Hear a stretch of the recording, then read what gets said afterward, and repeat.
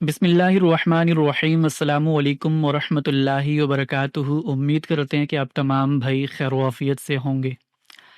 الحمدللہ 2026 کا نیا سال کا آغاز ہے، اور لگ بھگ مسلم ٹوڈے کا جو یہ اسپیشل آسک حسن الیاس کا پروگرام ہے، اس کو بھی 6 جنوری 2026 کو ایک سال مکمل ہو جائے گا، کیونکہ ہم نے یہ 6 جنوری 2025 کو پہلا پروگرام حسن بھائی کے ساتھ کیا تھا، اور اس پورے عرصے کے دوران حسن بھائی کے ساتھ ہم نے 20 گھنٹوں پر مشتمل گفتگو کی، جس میں ڈیفرنٹ ٹاپکس ہم نے ڈسکس کیے، ڈیفرنٹ موضوعات کے ساتھ ہم نے حسن بھائی کے ساتھ گفتگو کی، اور ہمارا مقصد بھی یہی ہے کہ آج حسن الیاس پروگرام کے اندر ہم پبلک کو زیادہ سے زیادہ موقع دیں کہ وہ حسن بھائی سے براہ راست سوال کر سکے۔ تو اسی سلسلے میں آج پھر سے ہمیں جوائن کیا ہے۔ سب سے پہلے میں ویلکم کرنا چاہتا ہوں نئے سال کی مبارکباد کے ساتھ۔ السلام علیکم ورحمۃ اللہ۔ حسن بھائی کیسے ہیں آپ؟ وعلیکم السلام جناب، بہت شکریہ، اور آپ کی بھی عنایت۔ آپ نے بتایا کہ ایک سال مکمل ہو گیا، مجھے بالکل اس کا گمان نہیں تھا کہ ایک سال ہو گیا ہے، اور ٹھیک ہے، بہت لمبا عرصہ ہوا ہے، گفتگو بھی ہو رہی ہے اور گھنٹوں، کیونکہ اس میں دورانیہ بھی ذرا طویل ہوتا ہے۔ تو آپ کا بھی شکریہ، آپ نے لوگوں کو ایک پلیٹ فارم مہیا کیا، اور میری طرف سے بھی شکریہ، مجھے آپ نے موقع دیا کہ میں لوگوں کی باتیں سن کے اپنا علم بڑھاؤں اور ان کے سامنے جو کچھ میرے حاصلات ہیں وہ رکھوں۔ آپ کی عنایت، آپ کے لوگوں کی عنایت۔ جی بہت شکریہ، جزاک اللہ خیرہ حسن بھائی۔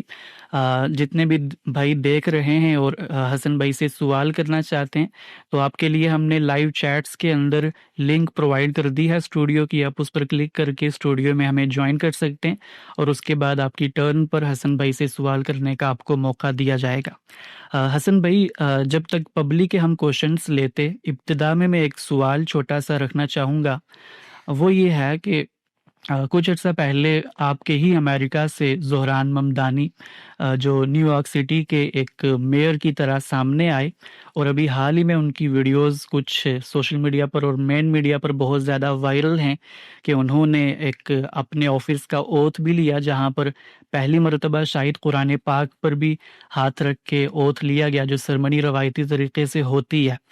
تو ان کی یہ ویڈیو سامنے آنی ہی تھی کہ اس کے بعد اکراس دی گلوبس جتنے بھی مسلمز تھے ان سب نے اس کو سیلیبریٹ کیا، لیکن اسی سیلیبریشن کے دوران جو ہمارا سیکولر طبقہ ہے اس نے ایک شکوہ کیا کہ مسلمان جو ہیں وہ کیسے زہران ممدانی کی وکٹری کو سیلیبریٹ کر سکتے ہیں، کیونکہ نیو یارک سٹی کے اندر میجورٹی مسلمانوں کی نہیں ہے، اور مسلمان مذہبی طبقہ اکثر یہ کہتا ہے کہ جہاں پر اکثریت مسلمانوں کی ہو وہاں پر نان مسلم حکمران نہیں ہو سکتا۔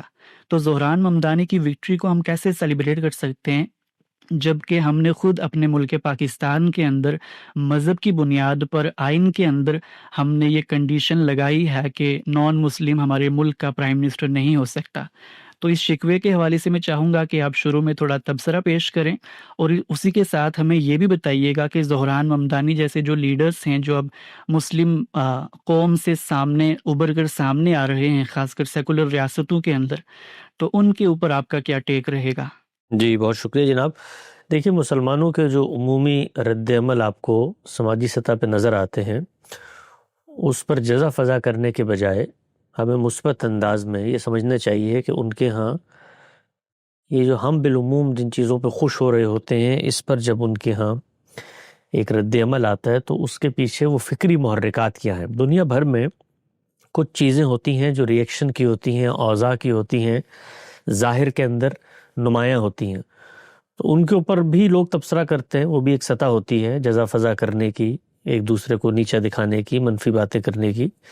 لیکن مجھے لگتا ہے کہ زندگی میں ہر آدمی کو، بالخصوص نوجوانوں کو، طالب علموں کو، اور آپ جیسے ہم جیسے لوگ جو اس وقت اس جدید عہد اور معاشرے میں کھڑے ہوئے ہیں، ان کو یہ کوشش کرنی چاہیے کہ ہم ہر چیز میں ایک مثبت لاہ عمل بنائیں، یعنی تنقید بھی کر رہے ہیں تو مثبت انداز میں ہم تنقید کریں، اور یہ جاننے کی کوشش کریں کہ یہ جو رویے ہمارے یہاں وجود پذیر ہوئے ہیں ان کے فکری محرکات کیا ہیں۔ یہ میں اس لیے عرض کر رہا ہوں کہ جب ہمارا یہ رویہ نہیں ہوتا تو اس سے ایک جزا فضا، ہر وقت طعن و تشنیع، ایک دوسرے پر الزام تراشی، ایک دوسرے کو نیچا دکھانا، طبقات کی بے حرمتی، اور پھر یہ بڑھتے بڑھتے نفرتوں میں ڈھل جاتے ہیں یہ بیانیے۔ تو اس کا بڑا اہتمام کرنا چاہیے، بالخصوص ان لوگوں کو جو دعوت اصلاح خیر کے پس منظر سے اٹھے ہیں اور وہ سوسائٹی میں پروگریس کرنا چاہتے ہیں، سوسائٹی کو آگے بڑھانا چاہتے ہیں۔ مذہبی لوگوں سے بڑے پیمانے پہ اختلافات اس دور کے جدید پڑھے لکھے طبقات کے ذہن میں پیدا ہوئے ہیں، اور بہت سارے اختلافات کی وجوہات اور بنیاد خود مذہبی طبقے نے فراہم کی ہے۔ لیکن دو ہی طریقے ہیں، یا تو یہ ہے کہ اب آپ روتے رہیں اور رو رو کے واویلا کریں اور بتائیں کہ یہ کتنے فرسودہ دقیانوس لوگ ہیں اور ہم کتنے روشن خیال ہیں، اور ان کے ہاں دیکھیں یہ اتنے کنزرویٹو ہیں، یہ ان کا فکری تضاد ہے، تو اس سے منفیت پیدا ہوتی ہے، اور منفیت کبھی بھی تعمیر کا کام نہیں کرتی، تخریب کا کام کرتی ہے۔ اور میں نے یہ دیکھا ہے خود اپنے استاد کی صحبت میں رہ کر، ان کے ساتھ مجھے کم بیش 15 سال ہونے کو ہے، کہ انہوں نے پورے دین کی فکر جو مسلمانوں کی 14 سالہ مسلم تہذیبی روایت میں پیدا ہوئی تھی، اس کی ریکنسٹرکشن کا کام کیا۔ تو ان کے ہاں بھی دو ہی طریقے ہو سکتے تھے، یا تو وہ تنقید ہی کرتے رہتے اور یہ بتاتے رہتے کہ بھائی یہ دیکھیے یہ امت نے اس چیز کو بھی غلط سمجھا، اس چیز کو بھی غلط سمجھا، یہاں بھی غلطی کی۔ لیکن انہوں نے جو طرز عمل اپنایا وہ دوسرا طرز عمل تھا۔ وہ طرز عمل یہ تھا کہ امت نے جو کچھ کیا وہ کیا، ان کے ہاں علم کی فکر کی غلطیاں بھی رہی ہوں گی، لیکن آپ کا اپنا مثبت کنٹریبیوشن کیا ہے؟ تو انہوں نے جس چیز پر زور دیا وہ اپنا مثبت کنٹریبیوشن تھا۔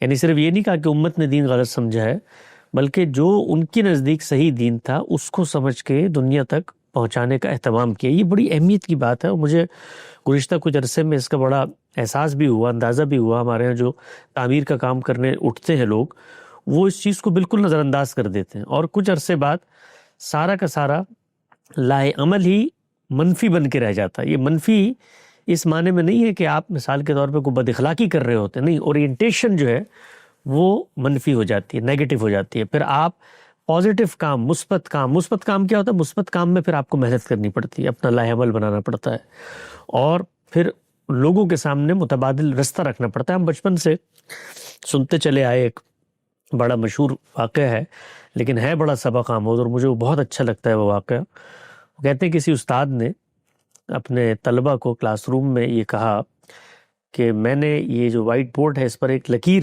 کھینچی ہے، تو اس کو بغیر ہاتھ لگائے کوئی طالب علم چھوٹا کر کے دکھائے۔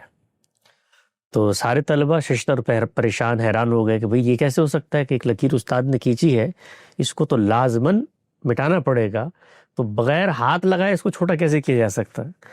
تو طلبہ میں سے ایک ذہین فہیم طالب علم تھا، وہ کھڑا ہوا اور اس نے کھڑے ہو کر اس جو لکیر استاد نے بنائی تھی اس کے اوپر ایک اس سے بڑی لکیر بنا دی، اور اس نے استاد کو کہا دیکھیں یہ لکیر آپ سے چھوٹی ہو کر میں نے اس کو ہاتھ بھی نہیں لگایا۔ تو بظاہر تو یہ واقعہ ہے، لیکن یہ واقعہ اصل میں ایک پورے کے پورے طرز عمل کی غمازی کرتا ہے۔ وہ طرز عمل کیا ہے کہ ہر چیز کی نفی کر کے، ہر چیز کو کاٹ کے، ہر چیز پہ حملہ آور ہو کے، ہر چیز پر براہ راست قابض ہو کے، مقبوض ہو کے، غیظ و غضب کا نشانہ بنا کے چیزوں کی غلطی یا ان کو چھوٹا نہیں ثابت کیا جاتا۔ آپ کو اگر کوئی چیز اچھی نہیں لگ رہی، آپ بڑی لکیر بنا دیں، مثبت کام کریں، اس کام کی غلطی آپ سے آپ نمایاں ہو جائے گی۔ اب دیکھیں آپ نے جو یہ 23 اعتراضات سیریز کی گزشتہ 6 سال، اس میں بھی غامدی صاحب کا ایک لمبے عرصے تک یہ زاویہ رہا کہ بھئی میں نے اپنی مثبت فکر واضح کر دی ہے، اور اس کے مقابلے میں جو لوگ مجھ پہ اعتراض کرتے ہیں وہ تقابل کر کے ان دونوں چیزوں کو دیکھ سکتے ہیں۔ میں اس کو بھی کیوں زیر بحث لے کر آؤں کہ جن معاملات میں میرا اختلاف ہوا ہے اور علماء کرام اس سے اتفاق نہیں رکھتے، تو میں اب آگے بڑھ کے بتاؤں کہ جی ان معاملات میں میرا اختلاف ہے۔ تو ہم نے انہیں راضی کیا، سمجھایا کہ نہیں جی اس معاملے میں یہ نہیں ہو رہا کہ ہم ان کو یہ بتا رہے ہیں آپ کے اختلاف ہے، ہم تو آپ کا علمی سفر دنیا تک پہنچانا چاہتے ہیں۔ اور آپ یہ دیکھیے کہ سینکڑوں گھنٹوں پر محیط انہوں نے گفتگو کی، اور اس کے اندر بھی کیا کیا؟ اپنا علمی سفر پیش کیا۔ تو مثبت زاویہ نظر بہت بہت ضروری ہے۔ تو اسی پس منظر میں جو آپ نے اصل سوال پوچھا ہے اس کی طرف میں آتا ہوں، وہ یہ ہے کہ مسلمانوں کے ہاں 1200 سال کا ایک دنیا کے اندر غلبہ حاصل تھا۔ اس غلبے کے نتیجے میں ہماری معاشرت، تہذیب، تاریخ، اس کے اساطیر، ہیروشپ، لٹریچر، یہ سب مرتب ہوا ہے۔ اور ہم نے دنیا کے اوپر جس طریقے سے آج آپ کو نظر آتا ہے نا، لوگ وائٹ ہاؤس کے چکر لگاتے ہیں، امریکی صدر کسی کانفرنس میں گزرتے ہوئے کسی کی طرف منہ اٹھا کے دیکھ لے تو خبر بن جاتی ہے، ملکوں کی تقدیریں بدل جاتی ہیں، تو اس سطح پر ہم لوگ فائز تھے۔ 1200 سال تک ہم لوگ فائز تھے، اور یہ جو گلوری تھی اس کا خاتمہ ہوا ہے۔ اب جب یہ خاتمہ ہوا ہے تو آپ یہ دیکھیے مولانا حسین مدنی نے کہیں لکھا تھا کہ بر صغیر میں جس وقت انگریز آئے اور یہاں پر جو متول اور آسودہ حال مسلمان تجار اور لوگ تھے، جس طرح سے ان کی جاگیریں چھینی، سامراج نے ہم کو کیسے لوٹا، غالباً ان کی کتاب کا نام ہے، اس میں رداد ہے. تو اس کے بعد وہ بڑے بڑے جو علمئی اور بڑے بڑے نابغہ لوگ ہوتے تھے، جو قوم کے بڑے زعیم سمجھے جاتے تھے، وہ ذہنی لحاظ سے اگر آپ ان سے گفتگو کریں، اٹھے بیٹھیں، چلے پھرے، تو لگتا تھا کہ ذہنی لحاظ سے مفلوج ہو گئے، کیونکہ ان کی گرفت میں ہی نہیں آتا تھا کہ یار یہ ہمارے ساتھ ہوا کیا ہے. یعنی ہم اتنے آسودہ حال تھے، اللہ نے اتنا ہمیں مال مویشی دیا تھا، اتنی جاگیریں تھیں، اور یکا یک یہ صورتحال پیدا ہوگی کہ 2 وقت کی روٹی نہیں ہے. تو اس کے نتیجے میں انسان کی نفسیات پہ اثر پڑتا ہے. تو مسلمان بطور ایک ملت کے، بطور ایک تہذیب کے 1200 سال کی گلوری لے کر اپنے پیچھے کھڑے ہوئے ہیں. تو اس کا جب خاتمہ ہوا ہے تو ایک ٹراما کا فیز ہے جس میں وہ ابھی سنبھلنے کی کوشش کر رہے ہیں. یعنی ان کو سمجھ میں نہیں آ رہی کہ کرنا کیا ہے. اس کو ہمارے استاد نے ایک جملے میں بیان کیا تھا کہ مسلمانوں نے اقتدار میں جینا تو سیکھا ہے، محکومی میں جینا کبھی نہیں سیکھا. آپ یہ دیکھیے کہ وہ بسا اوقات آپ گھر پہ پرندے رکھتے ہیں، ان پرندوں کو آپ قید کر لیں. ہمارے ہاں ایک طوطا ہوا کرتا تھا، اس کو قید کر کے رکھا ہوا تھا ایک پنجرے میں. تو ایک دن خیال آیا کہ اس کو اڑا دیتے ہیں. جب اس کو اڑانے کے لیے کھولا تو وہ تھوڑا سا اڑا اور گر گیا، اور بلی نے اس پر پنجے جکڑے اور اس کو کھا لیا. تو گویا وہ اڑنا ہی بھول گیا تھا قید میں رہ کے. تو ہم لوگ اقتدار میں رہ کے، اقتدار سے باہر بھی کوئی زندگی ہوتی ہے، محکومی میں بھی کوئی زندگی ہوتی ہے، اس کو بھی گزارا جاتا ہے. اس کو گزارنے کا کوئی کرینہ، کوئی سلیقہ، یہ ہماری یاداشت، ہمارے حافظے میں ہے ہی نہیں. یعنی کبھی ہم نے اپنے آپ کو اس میں کنڈیشن ہی نہیں کیا. تو اس کشمکش میں، ذہنی کشمکش میں، مولانا مودودی علیہ رحمہ کی ایک تقریر ہے، ہمارے استاد نے اس کا کئی دفعہ حوالہ بھی دیا، جماعت اسلامی کے 29 سال، یوٹیوب پہ موجود ہے، پوری آڈیو میں وہ ریکارڈڈ تحریر ہے. اس کو آپ سنیں تو آپ کو اندازہ ہوگا کہ خود مولانا سید ابو العلا مودودی علیہ رحمہ یا امت کے باقی جو لوگ جنہوں نے عظمت رفتہ کی، بازیافت اور مسلمانوں کی نشت ثانیہ کے لیے جدوجہد کی، اور پھر ان کے ہاں کچھ دینی تعبیرات بھی ڈیولپ ہوئیں کہ پوری دنیا میں مسلمانوں کا غلبہ ہونا چاہیے ہے، اور مشرق و مغرب ان کی طاقت میں آنا چاہیے، اور غیر مسلموں کو حق حکومت حاصل نہیں ہے. تو ان کی بھی اگر آپ گفتگو سنیں، بالخصوص وہ تقریر سنیں، تو اس میں وہ بتاتے ہیں کہ یہ میرے یہاں یہ احساس کیسے پیدا ہوا. یعنی جب میں پیچھے مڑ کے دیکھتا ہوں تو اندازہ ہوتا ہے کہ ہم کیا تھے اور اب ہم کیا سے کیا ہو گئے ہیں. تو اقبال نے بھی اس کو اپنے جواب شکوہ میں موضوع بنایا ہے. تو اس ٹربل کے اندر کھڑے ہوئے ہیں، اور اس ٹربل کو سب سے زیادہ جو لوگ گلوریفائی کرتے ہیں وہ مذہبی لوگ ہیں. کیوں کرتے ہیں گلوریفائی؟ میں منفی بات نہیں کر رہا، اس لیے کہ جو عام لوگ ہوتے ہیں نا، وہ پریکٹیکل ریئلٹیز میں جیتے ہیں. سیاستدان ہوں، دانشور ہوں، حکما ہوں، وہ عمل کی دنیا میں کھڑے ہوتے ہیں. جو مذہبی لوگ ہوتے ہیں وہ آئیڈیاز کی دنیا میں کھڑے ہوتے ہیں، اور آئیڈیا جو ہے وہ آپ کو ہمیشہ پریکٹیکل ریئلٹی سے الگ کر کے جینے کی ایک دنیا بنا دیتا ہے. آپ جزیرے میں جی رہے ہوتے ہیں. تو اسی لیے آپ دیکھیے کہ مذہبی لوگ جو ہیں وہ ایک خواب دیکھتے ہیں، اور ہر جگہ پر عام آدمی اور ایک پریکٹیکل آدمی جب کوئی منصوبہ لاحمل بناتا ہے نا، تو اس میں جتنی بھی بلینکس ہوتی ہیں ان کو اپنے علم اور عقل سے فل کرنے کی کوشش کرتا ہے، اور جب وہ فل نہیں ہوتی تو ہاتھ کھڑے کر دیتا ہے. مذہبی لوگ کیا کرتے ہیں کہ جب بھی کوئی لاحمل بناتے ہیں تو وہ فل ان دا بلینکس میں ہر جگہ جہاں پر بات بن نہیں رہی ہوتی، تو وہاں پر وہ کیا کرتے ہیں، وہاں پر وہ اللہ کی تائید، اللہ کی نصرت، اور مسلمانوں کی جو ماضی کے اندر کچھ ایک رہی ہے ہمت، فتوت، جوش، جذبہ، بہادری، فتح، اس سے اس کو پورا کرنے کی کوشش کرتے ہیں. مجھے یاد اچھی طرح بار ایک بزرگ ہوتے تھے، بہت بڑے عالم تھے، اور پاکستان کے سب سے بڑے عالم تھے ایک طرح سے، آپ اس جس عہد میں وہ رہے. تو جس وقت امریکہ نے حملہ کیا عراق کے اوپر، تو میں ان کے پاس تھا، اور بی بی سی کا سحربین میں سن رہا تھا، اور میں ان کو بتا رہا تھا. تو وہ مجھ سے پوچھ رہے تھے کہ بھائی اب فوجیں کہاں داخل ہوئیں، اب کہاں پہنچی، اب کہاں پہنچی. تو میں نے ان کو بتایا نا کہ وہ تو بغداد میں داخل ہو گئی ہیں، اور اب وہ اسلحہ لے کے نظر آ رہی ہیں، اور یہ بتا رہے ہیں، اور یہ سب. تو آخر میں جب وہ بیچارے بہت فرسٹریٹ ہو گئے نا، جب ان کو اندازہ ہوا کہ بھئی اب تو کچھ ہو نہیں سکتا، اب تو عراق پہ حملہ ہو گیا، تو انہوں نے آخر میں تنگ آ کر کہا، انہوں نے کہا یہ اب آگے ہیں تو ان مجاہدین کو چاہیے کہ ان کنبختوں سے ان کی بندوقیں چھین کے ان پہ حملہ کرتے. یعنی ان کے خیال میں اس کا بھی امکان موجود تھا کہ ایک طرف نہتے لوگ ہیں، اور دوسری طرف دنیا کی طاقتور ترین فوج اسلحہ لے کر آئی ہے. تو اب وہ اپنی وہ جو جوش اور جذبہ اور حوصلہ اور ولولہ ہے، اس میں وہ مسلمانوں کو یہ تجویز کر رہے ہیں، خواہش کا اظہار کر رہے ہیں کہ انہی کا اسلحہ چھین کے انہی پہ حملہ آور ہو جاؤ. وہ اسلحہ چھیننا آسان کام ہے. تو میں کہنے سے مراد یہ ہے کہ جو مذہبی لوگ ہیں وہ آئیڈیاز کے اندر ان چیزوں کو اس طرح سے فل کرتے ہیں، تو اس کا ایک نتیجہ نکلتا ہے کہ پریکٹیکل ریئلٹی سے دور ہوتے چلے جاتے ہیں. تو ہمارا جو مذہبی طبقہ ہے، اور پھر کیا ہوتا ہے کہ یہی مذہبی لوگ ظاہری بات ہے مسجدوں کے اندر ان کی رسائی ہے، عام لوگوں سے گفتگو کرتے ہیں، ان کو سمجھاتے ہیں. تو یہ اس دنیا میں جی رہے ہیں کہ جس دنیا میں ان کے مطابق ابھی ہمیں شکست نہیں ہوئی، اور ان کو یہ لگتا ہے کہ ہم ابھی بھی اگر تھوڑا سا مسلمان حکمران مل کر، عام عوام مل کر حب الوطنی اور جذبہ حریت اور ان چیزوں کا سہارا لے اور دین کی نصرت کا جذبہ ان میں پیدا ہو، جذبہ جہاد پیدا ہو، تو وہ پھر سے اسی طرح سے فتح کے جھنڈے گاڑ سکتے ہیں.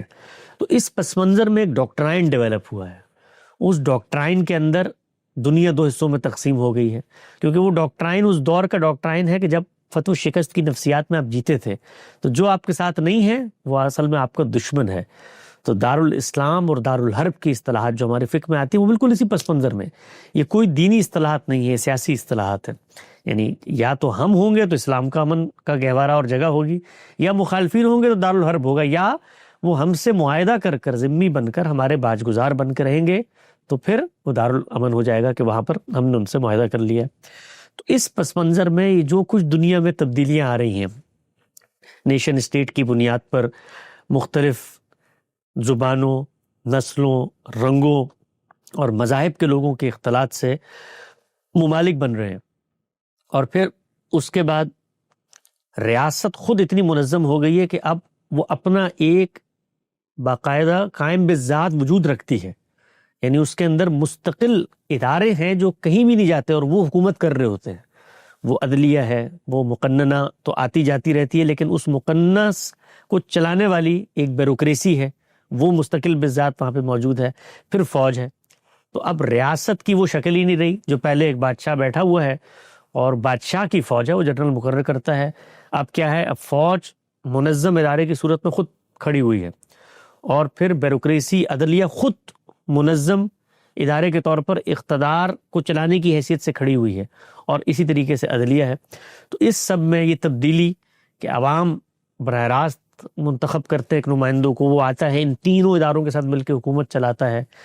اس کے اندر دنیا میں جو قانون کی بنیاد اور سماج کے اندر پروگرس ہوئی ہے کہ ریاست میں قانون سازی کا حق کیسے پیدا ہوتا ہے، ٹیکسیشن کے معاملات کیسے ہوتے ہیں، پھر عالمی برادری جس طریقے سے گلوبل ولیج بن گئی ہے، لوگوں پر انحصار ہے اور ملک نہیں چل سکتے، ان سب کے لیے کچھ ایسے بنیادی ادارے بن گئے ہیں، جیسے مثال کے طور پہ IMF ہے، فیڈرل ریزرو ہے. چیزیں جو ملکوں کی معیشت پہ اثر انداز ہو رہا ہوتا ہے. تو 10,000 نئے امکانات ہیں جو بدلتی ہوئی دنیا میں پیدا ہوئے. تو اب ان نئے امکانات کو یا تو آپ کو تسلیم کرنا ہے. اگر آپ تسلیم کریں گے تو پھر اس میں پہلا سوال یہ ہوگا کہ اس نئے سیٹ اپ کے اندر، یہ نئے ورلڈ آرڈر کے اندر آپ کی پوزیشن کیا ہے.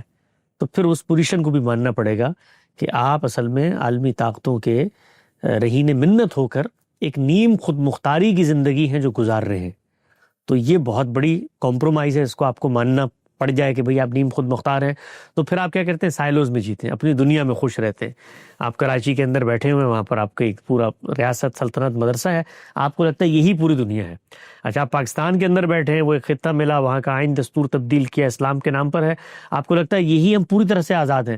وہ ہوتا کیا ہے، کچھ عرصے بعد کچھ کانفلکٹ ہوتا ہے، تو وہ ایک امریکہ کی کال آتی ہے کہ بھئی یہ تو ہم جنگ شروع کرنے جا رہے ہیں، اس میں شامل ہو. تو سیاستدان، حکمران، وہ پریکٹیکل ریئلٹی پہ کھڑے ہیں، ان کو پتہ ہے کوئی ہم آزاد نہیں ہیں، کوئی ہماری کوئی خودی نہیں ہے، کوئی ہم بالکل دنیا کے اندر خود مختار نہیں ہے. وہ پریکٹیکل ان چیزوں پر چلتے ہیں. علماء اس کو کیسے کنسیڈر کرتے ہیں، یہ تو مغرب کے بٹھائے ہوئے حکمران ہیں، بزدل ہیں، اور اس کے نتیجے میں عوام کو موٹیویٹ کرتے ہیں.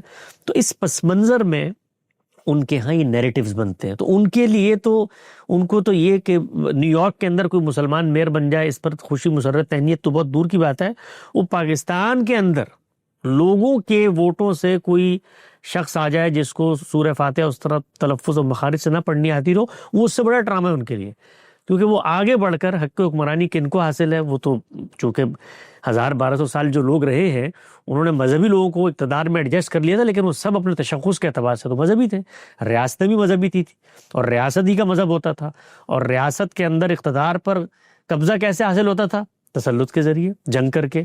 تو یہ سب دنیا نئی دنیا ہے کہ یہ پرامن نقل انتقال بھی ہو رہا ہے، مستقل ریاستی ادارے بھی موجود ہیں، ریاست کا اپنا کوئی مذہب نہیں ہے، وہاں پر اتنے مختلف خیالات کے لوگ آ گئے ہیں، رنگ نسل مذہب کے، کہ وہ سب مل کے جی رہے ہیں اور وہ سب مل کر اپنے فیصلے کر رہے ہیں اور سب مل کے اپنے حکمران اور حکمرانوں کے انتخاب میں وہ اس سے بالا ہو گئے ہیں کہ وہ مثال کے طور پہ کسی خاص نظریے کو کریں گے. کیونکہ زہران ممدانی ہو یا کوئی اور، اس نے آ کے نیو یارک میں جمعہ نہیں پڑھانا کہ وہ اس چیز کا خیال رکھیں گے، وہ تو دیکھیں گے افادیت کیا ہے، کون شخص اس کا اہل ہے.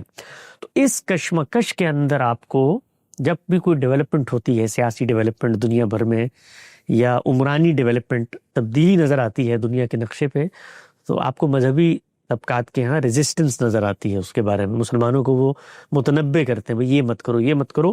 تو اس کی وجہ یہ ہے. تو اس کو جب تک آپ ٹھیک نہیں کرتے، جب تک ایجوکیٹ نہیں کرتے اس پہ کہ مسلمانوں کو اگلے 100 سال 50 سال 200 سال محکومی میں جینے کا کرینہ پائے، اور اس کے بھی نارمز ہوتے ہیں، اس میں بھی بڑی عزت اور وقار کے ساتھ جیا جاتا ہے. لیکن پھر اس میں کیا ہوتا ہے، یہ رخ باہر کے بجائے داخل پہ ہونا شروع ہو جاتا ہے، تعمیر پہ ہونا شروع ہو جاتا ہے. اپنے اوپر آدمی بھروسہ کر کے امکانات تلاش کرتا ہے. مسلمان ممالک نے امکانات تلاش کیے، ملیشیا نے کیے، ترکی نے کیے، اور یہ عرب ممالک جو آپ کو مڈل ایسٹ کے نظر آتے ہیں انہوں نے کیے.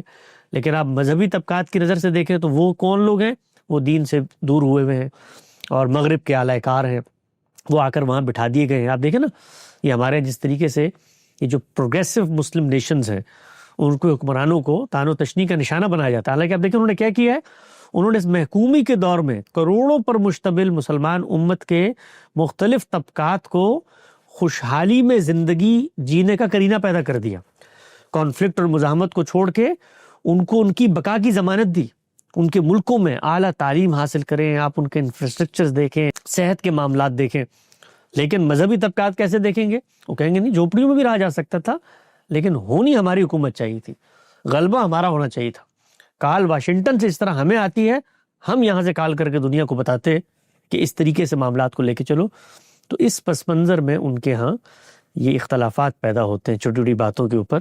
تو اگر ہم نے اس چیز کو ٹھیک کرنا ہے تو ہمیں انہیں ایجوکیٹ کرنا پڑے گا، مذہبی لوگوں کو ایجوکیٹ کرنا پڑے گا، ان کو بتانا پڑے گا کہ بدلتے ہوئے حالات کی رت کو سمجھنا سیکھیں. ایک رخ پہ رہتا نہیں فطرت کا فسانہ، رفتار بدلتے ہوئے چلتا ہے زمانہ.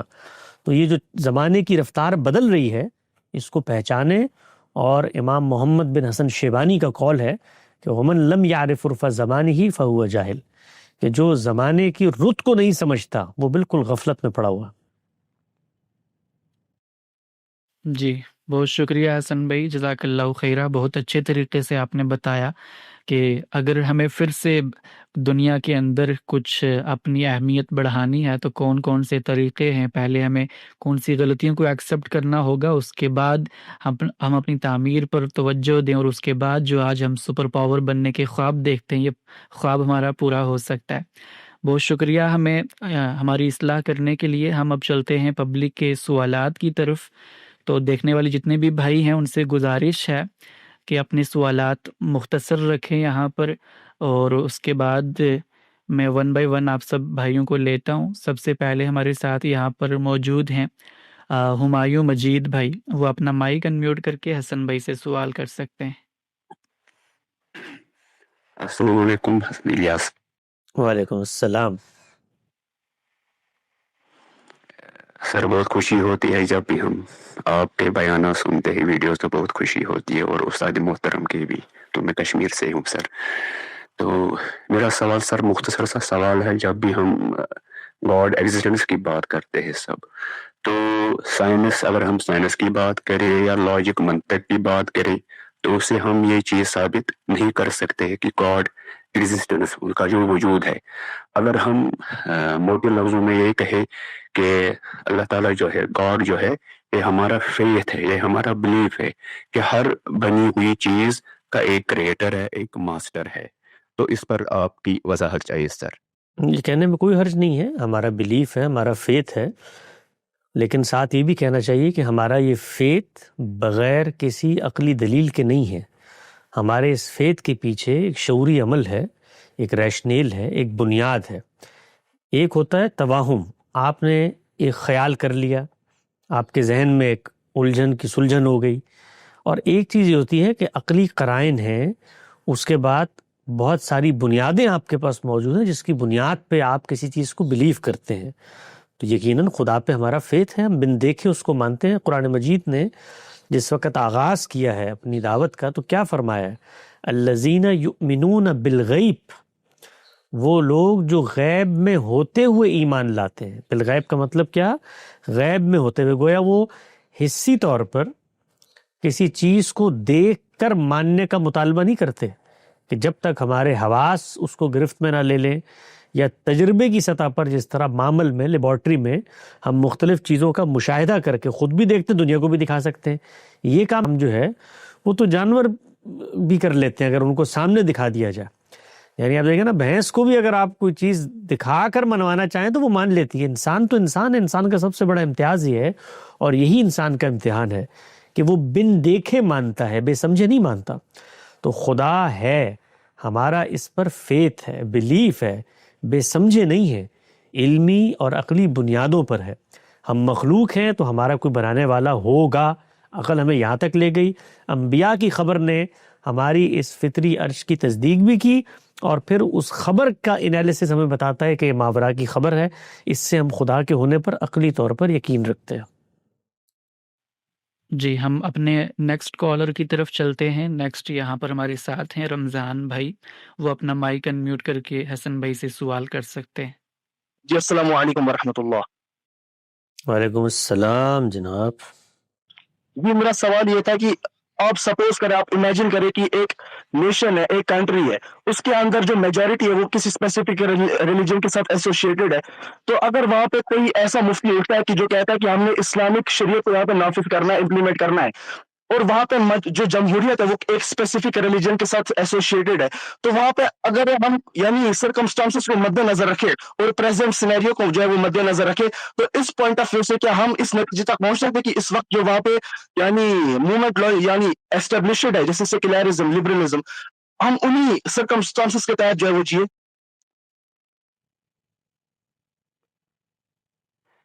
آپ اگر کسی ملک کی بات کر رہے ہیں تو اس کی مثال دے دیں. مطلب پاکستان ہے، اگر اکثریت کسی ایک مذہبی طبقے کی ہے، اور وہ میں آپ کو دے دیتا ہوں جی ایگزامپل انڈیا ایک سیکولر جو ہے وہ کنٹری ہے. تو اگر وہاں پہ کوئی مفتی اٹھتا ہے اور کہتا ہے کہ ہم نے اسلامک شریعت کو یہاں پہ امپلیمنٹ کرنا ہے، اور وہاں پہ جو جمہوریت ہے وہ ایسوسیٹڈ ہے کسی اسپیسیفک ریلیجن کے ساتھ، یعنی ادر دین اسلام، تو اس پوائنٹ آف ویو سے تو وہ اسلام یعنی کریڈیبل نہیں سمجھتے، مسلمانوں کو قابل اعتبار نہیں سمجھتے، اور وہ سمجھتے کہ اگر مسلمانوں کی حکومت آتی ہے وہ تو ہم لوگوں کو لمحہ قتل کر دیں گے. تو اس پوائنٹ آف ویو سے جو وہاں پہ سیکولر کنٹری ہے اس کے اندر ہم سیکولرزم کو جو ہے وہ امپلیمنٹ رہنے دے یا نہیں رہنے دے؟ کوئی اگر عالم اٹھ کر یہ دعویٰ کرتا ہے کہ میں شریعت کا نفاذ کرنا چاہتا ہوں تو اس کا یہ دعویٰ اپنی ذات میں فاسد دعویٰ ہے. اس لیے کہ اسلامی شریعت کے دو حصے ہیں. ایک شریعت کے وہ احکامات ہیں جو فرد کو بطور فرد دیے گئے ہیں، اس پر مجھے بھی عمل کرنا ہے، چاہے میں مسلمان ملک کے اندر ہوں، سیکولر ملک کے اندر ہوں، دارالکفر میں ہوں، دارالحرب میں ہوں، دارالاسلام میں ہوں. وہ شریعت کے احکامات مجھ سے متعلق ہوتے ہیں. میں نے نماز پڑھنی ہے، میں نے روزہ رکھنا ہے، میں نے حج کرنا ہے، میں نے نیک اعمال اپنانے ہیں، میں نے شریعت کی پاسداری کرنی ہے. نکاح و طلاق کے معاملات ہیں، معاشرت کے معاملات ہیں، جو بھی اور اللہ کی ہدایات ہیں، تو اس پر میں نے عمل کرنا ہے. اس میں تو مجھے کھڑے ہو کر تقریر کرنے کی ضرورت ہی نہیں ہے کہ میں شریعت نافذ کر رہا ہوں. وہ احکامات ہی مجھ سے متعلق ہوتے ہیں. اور شریعت کے دوسری نوعیت کے احکامات وہ احکامات ہیں جو نظم اجتماعی کو، معاشرے کو دیے گئے ہیں، یعنی وہ معاشرے کی سطح پر روبہ عمل ہوں گے. تو معاشرے کی سطح پر وہ کب روبہ عمل ہوں گے؟ جس وقت معاشرہ اس پوزیشن میں ہوگا کہ وہ وہاں پر ریاست، حکومت، قیادت، سیادت کی جگہ پر آ گیا ہے. مثلا اگر مسلمانوں کو وہاں حکومت حاصل ہوگی تو حاصل ہونے کے بعد کچھ ذمہ داریاں ہیں جو شریعت اسلامی نے مسلمان حکمران یا مسلمان معاشرے سے قائم کر دی ہیں. اگر وہ نہیں حاصل ہوگی تو وہ شریعت کے احکامات اس سے متعلق ہی نہیں ہو سکتے. تو جو مفتی صاحب ہیں ان کو شریعت کے نفاذ کے بجائے وہاں پر کھڑے ہو کے جو پہلا کام کرنا ہے وہ طاقت کا حصول ہے، اور وہ طاقت کا حصول شریعت کی بنیاد یہ شرط نہیں ہے. دین اور شریعت نے کہیں یہ نہیں کہا کہ اگر آپ کو اقتدار حاصل نہ ہو کسی جگہ پر اس وقت تک شریعت کے احکامات آپ سے متعلق نہیں ہوتے. اس نے تو یہ کہا ہے کہ جو تمہاری صورتحال ہوگی اس میں جو شریعت کی ہدایات ہے ان پر عمل پیرا ہونا ہے۔ اس کی میں آپ کو ایک اور مثال مقابل کی دیتا ہوں۔ پاکستان کے اندر مسلمانوں کی اکثریت ہے اور مسلمانوں کو وہاں پر حکومت حاصل ہے۔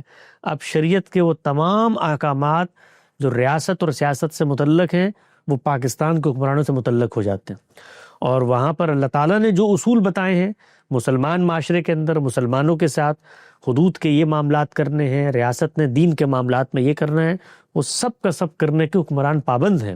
اور قرآن مجید نے یہاں تک کہہ دیا ہے کہ اگر وہ اللہ کی دی ہوئی شریعت پر عمل درآمد نہیں کرتے، وَمَن لَمْ يَحْكُم بِمَا أَنزَلَ اللَّهُ فَأُولَٰئِكَ هُمُ الْكَافِرُونَ فَأُولَٰئِكَ هُمُ الْفَاسِقُونَ، تو وہاں تو ان کو حکومت سیادت قیادت حاصل ہے، ان کو یہ کرنا ہے، ان کو توجہ دلائی جائے گی کہ آپ یہ کام کریں، لیکن جہاں پر یہ حاصل نہیں ہے وہاں پر شریعت نے مجھے پابند نہیں کیا کہ پہلے طاقت حاصل کرو اور پھر اس کے بعد شریعت کے نظم اجتماعی اور ریاست سے متعلق جو احکامات ہیں ان کو نافذ کرو۔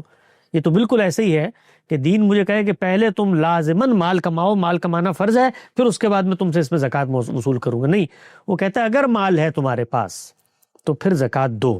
تو اگر تمہیں وہاں پر اقتدار حکومت حاصل ہے تو پھر شریعت کے احکامات تم سے متعلق ہو جائیں گے۔ تو ہندوستان ہو یا دنیا کا کوئی بھی دوسرا ملک ہو، یہ بہت بڑی غلط فہمی ہے کہ لوگ یہ سمجھتے ہیں کہ ہم نے وہاں پر شریعت کا نفاذ کرنا ہے۔ آپ ہیں کون بھائی؟ شریعت اللہ کا قانون ہے، اور اللہ کا قانون اللہ تعالیٰ بتائیں گے کہ وہ کس کو دیا گیا ہے اور کب دیا گیا ہے۔ یہ تھوڑی ہو سکتا ہے کہ میری ابھی مثال کے طور پر شادی نہیں ہوئی اور میں نے رشتہ ازدواج میں اپنے آپ کو منسلک ہی نہیں کیا، آپ آ کر مجھ سے مطالبہ کریں کہ بچوں کی تربیت چونکہ بڑی ضروری ہے اس لیے لازمی تم شادی کرو۔ بھائی شادی ہوگی، بچے ہوں گے تو شریعت مجھے کہے گی کہ حسن سلوک کرو، بیوی کے ساتھ حسن سلوک کرو، بچوں کے ساتھ حسن سلوک کرو۔ تو کہیں پر مجھے اقتدار حاصل ہی نہیں ہے تو اس کو حاصل کرنا، اس کی پہلے بنائے استدلال سامنے آنی چاہیے کہ اللہ تعالیٰ نے ہمیں پابند کیا ہے کہ آپ نے پوری دنیا میں اقتدار حاصل کرنا ہے اور حاصل کر کے میری شریعت کو نافذ کرنا ہے۔ تو اس پس منظر میں اگر آپ کے پاس فرصت ہو تو 23 اعتراضات سیریز میں مسلمان 3 استدلالات پیش کرتے ہیں اس ضمن میں کہ نہیں یہ ہماری دینی ذمہ داری ہے کہ ہم نے یہ کام کرنا ہے۔ ان کا پہلا استدلال امر بالمعروف کی جو دین کی ہدایت ہے اس سے ہوتا ہے۔ دوسرا استدلال ان کے ہاں خلافت سے متعلق جو روایات یا قرآن کے اندر بات آئی ہے اس سے ہوتا ہے، اور تیسرا استدلال ان کا اقامت دین کی قرآن مجید میں ایک اصطلاح آئی ہے اس سے ہوتا ہے۔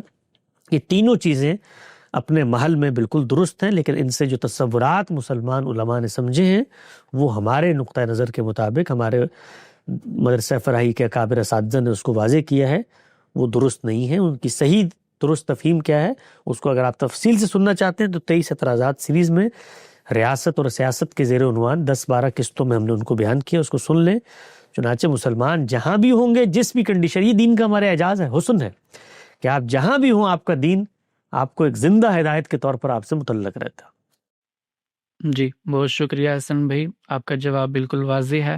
رمضان بھائی ہم آپ سے بھی اجازت لینا چاہیں گے، نیکسٹ کالر ہم پھر سے ٹروتھ سیکر کے نام سے، وہ اپنا مائک انمیوٹ کر کے حسن بھائی سے سوال کر سکتے ہیں۔ جی السلام علیکم۔ وعلیکم السلام۔ وعلیکم السلام۔ اسم بھائی میں آپ سے ایک سوال کرنا چاہتا ہوں، تھوڑا سا وہ پولیٹیکل سوال ہے۔ آپ کی کچھ عامر صاحب کی اور آپ کی کچھ تقاریر کے اندر، لیکچرز کے اندر مجھے یہ تاثر ملا ہے جیسے کہ آپ جو آپ کا بیانیہ ہے وہ اینٹی عمران خان ہے، یعنی اس میں یعنی کچھ مجھے ایسا تاثر ملا ہے کہ جیسے آپ لوگ جو ہیں وہ خاص سیاسی پارٹی جو پی ٹی آئی ہے اس کو آپ زیادہ پسند نہیں کرتے، اور اس کے بارے میں آپ کے کچھ نیگیٹو کامنٹس بھی ہیں۔ مثال کے طور پر لاسٹ ایئر جب غامدی صاحب کا ایک انٹرویو تھا پروفیسر جاوید احمد نام ان کا پروفیسر صاحب نے، تو اس انٹرویو میں غامدی صاحب نے اپنے اصول کے برخلاف عمران خان صاحب کا نام لے کر ان پر تنقید کی کہ یہ جو ہے وہ اسٹیبلشمنٹ کے لائے ہوئے ایک یعنی وہ مہرے ہیں یا جو بھی واٹ ایور جو بھی کہا۔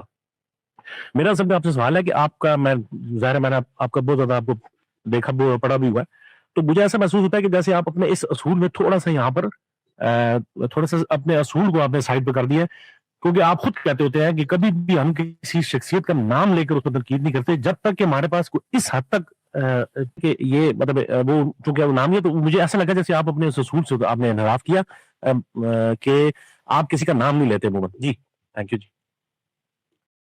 جی 2 چیزیں ہیں میرے بھائی. ایک تو یہ ہے کہ جو روزمرہ کی عملی سیاست ہے اس کے اندر بھی غامدی صاحب کا طریقہ کار اسوہ تو یہی ہے کہ وہ کبھی بھی اس کو زیر بحث نہیں لاتے. ان کے ہاں چیزیں ایک خاص پس منظر میں اور ایک خاص وجہ سے زیر بحث آتی ہیں.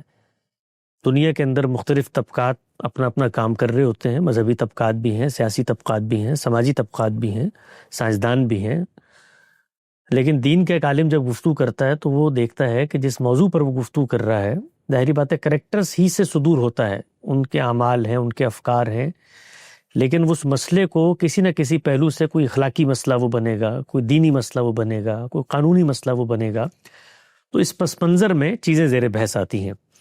اور یہ بات بالکل آپ کی ٹھیک ہے کہ کسی فرد کے متعلق اگر آپ نے کوئی بات کرنی ہے تو اس کے لیے تو پھر عدالت کی سطح پر آدمی کو تیار ہو کر بات کرنی چاہیے، اس لیے کہ وہ فرد کے بارے میں زبان کھول رہا ہے. اور فرد کے بارے میں نام لے کر بات کرنا یہ طریقہ کار بالخصوص ہم لوگوں کا نہیں ہے. ہم لوگ اس کو درست بھی نہیں سمجھتے، اور مجھے لگتا ہے کہ دینی لوگوں کو اس سے بالاتر ہو کے ایشوز کے اوپر گفتگو کرنی چاہیے، افراد کے اوپر بات چیت نہیں کرنی چاہیے. تاہم جس چیز کا آپ نے حوالہ دیا ہے وہ غامدی صاحب ایک امر واقعی کو بیان کر رہے ہیں، اور امر واقعی کو بیان کرنے میں اگر کوئی کریکٹر زیر بحث آتا ہے تو وہ کسی فرد کے اوپر تبصرہ نہیں ہے، وہ حقائق کی معرفت لوگوں تک پہنچانا ہے. یہ بالکل ایسے ہی ہے کہ مثال کے طور پر ہم یہ جانتے ہیں کہ افغانستان کے اندر ملا عمر نے کیا کیا ہے. تو اب آپ جب اس کو زیر بحث لے کر آتے ہیں تو اس میں کوئی ملا عمر کی ذات کو ہدف تنقید بنانا پیش نظر نہیں ہے. یہ بیان واقعہ ہے کہ وہاں پر کابل کی حکمرانی ملا عمر نے کس طریقے سے حاصل کی. یہ اور بہت سارے حوادث ہوتے ہیں، کچھ موجودہ دور کے ہوتے ہیں، کچھ سامنے کے ہوتے ہیں، کچھ تاریخ کے ہوتے ہیں، اس میں افراد کو آپ زیر بحث لاتے ہیں. تو وہ زیر بحث لانا کسی شخص کو کٹہرے میں کھڑا کرنا نہیں ہوتا، کسی شخص پر کوئی متعین الزام لگانا نہیں ہوتا، وہ امر واقعی کا بیان ہوتا ہے.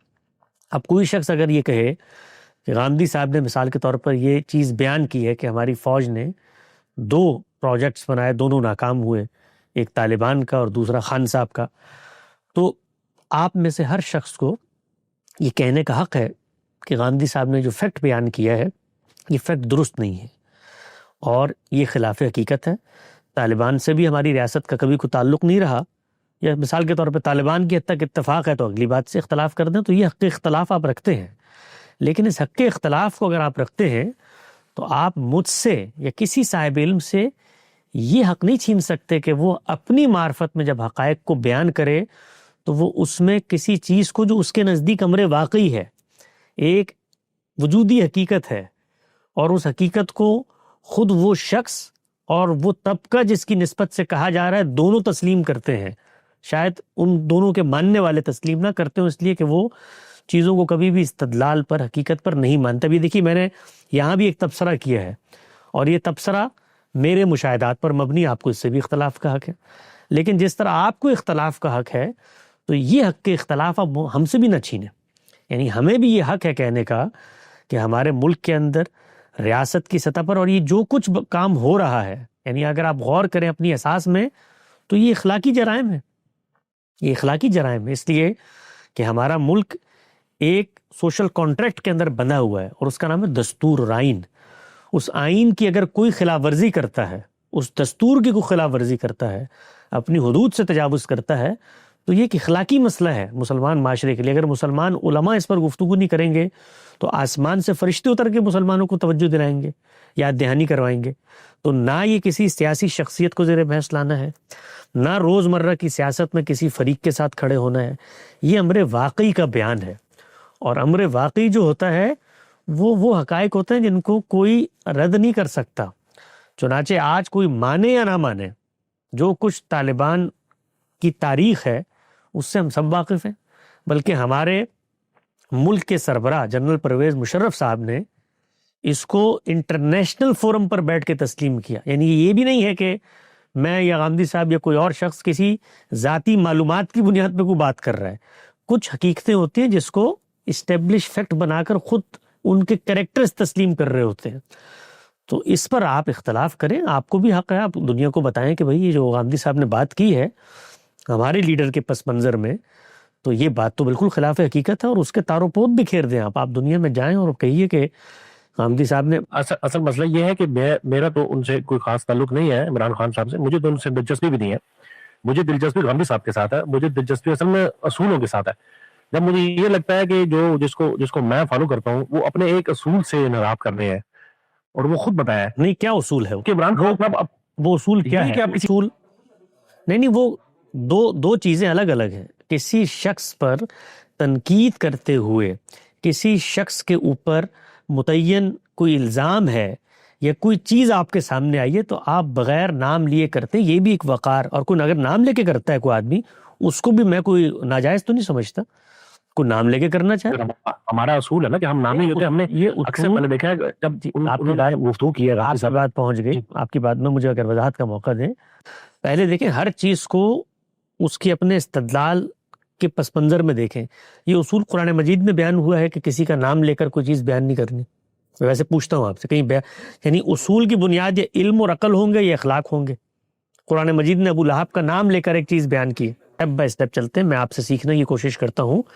پہلے یہ اس کو الگ سے اسٹیبلش کر لیں کہ دنیا میں کسی معاملے میں کسی شخص کا نام نہیں لیا جا سکتا، اس کے پیچھے کوئی اخلاقی، علمی، فکری اصول ہے.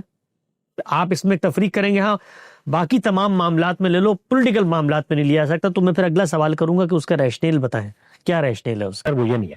میرا ریشنیل غامدی صاحب کی اپنی گفتگو کے اوپر مبنی ہے کہ انہوں نے بارہا ایسے موقعوں پر جہاں پر کسی کا نام لیا گیا، جیسے مثال کے طور پر ذاکر نائک صاحب کا نام لیا گیا، تو انہوں نے منع کر دیا کہ آپ نام نہ لیا کریں، آپ ضرور. اس لیے کہ ان کی نسبت سے ایک شخص متعین بات غامدی صاحب کے سامنے پیش کر رہا ہے. وہ بات انہوں نے براہ راست اس شخص کی نسبت سے نہیں سنی، انہوں نے براہ راست اس کی نسبت سے وہ چیز نہیں سنی. اس لیے ضروری ہے انہوں نے جس نسبت سے یہ بات کی ہے کہ ہمارے ملک کی اسٹیبلشمنٹ نے، وہاں کے طاقتور مسلح افواج نے 2 منصوبے بنائے ہیں قریب عہد کے اندر، دونوں ناکام ہوئے ہیں.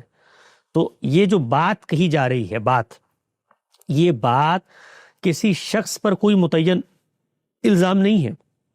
اچھا آپ یہ کہتے ہیں کہ یہ خلاف حقیقت بات کی ہے. بھائی اس کے اندر ایک شخص زیر بحث آیا ہے کریکٹر کے، آپ نے طالبان کا نام لیا، اس پر تو آپ نے اعتراض نہیں کیا.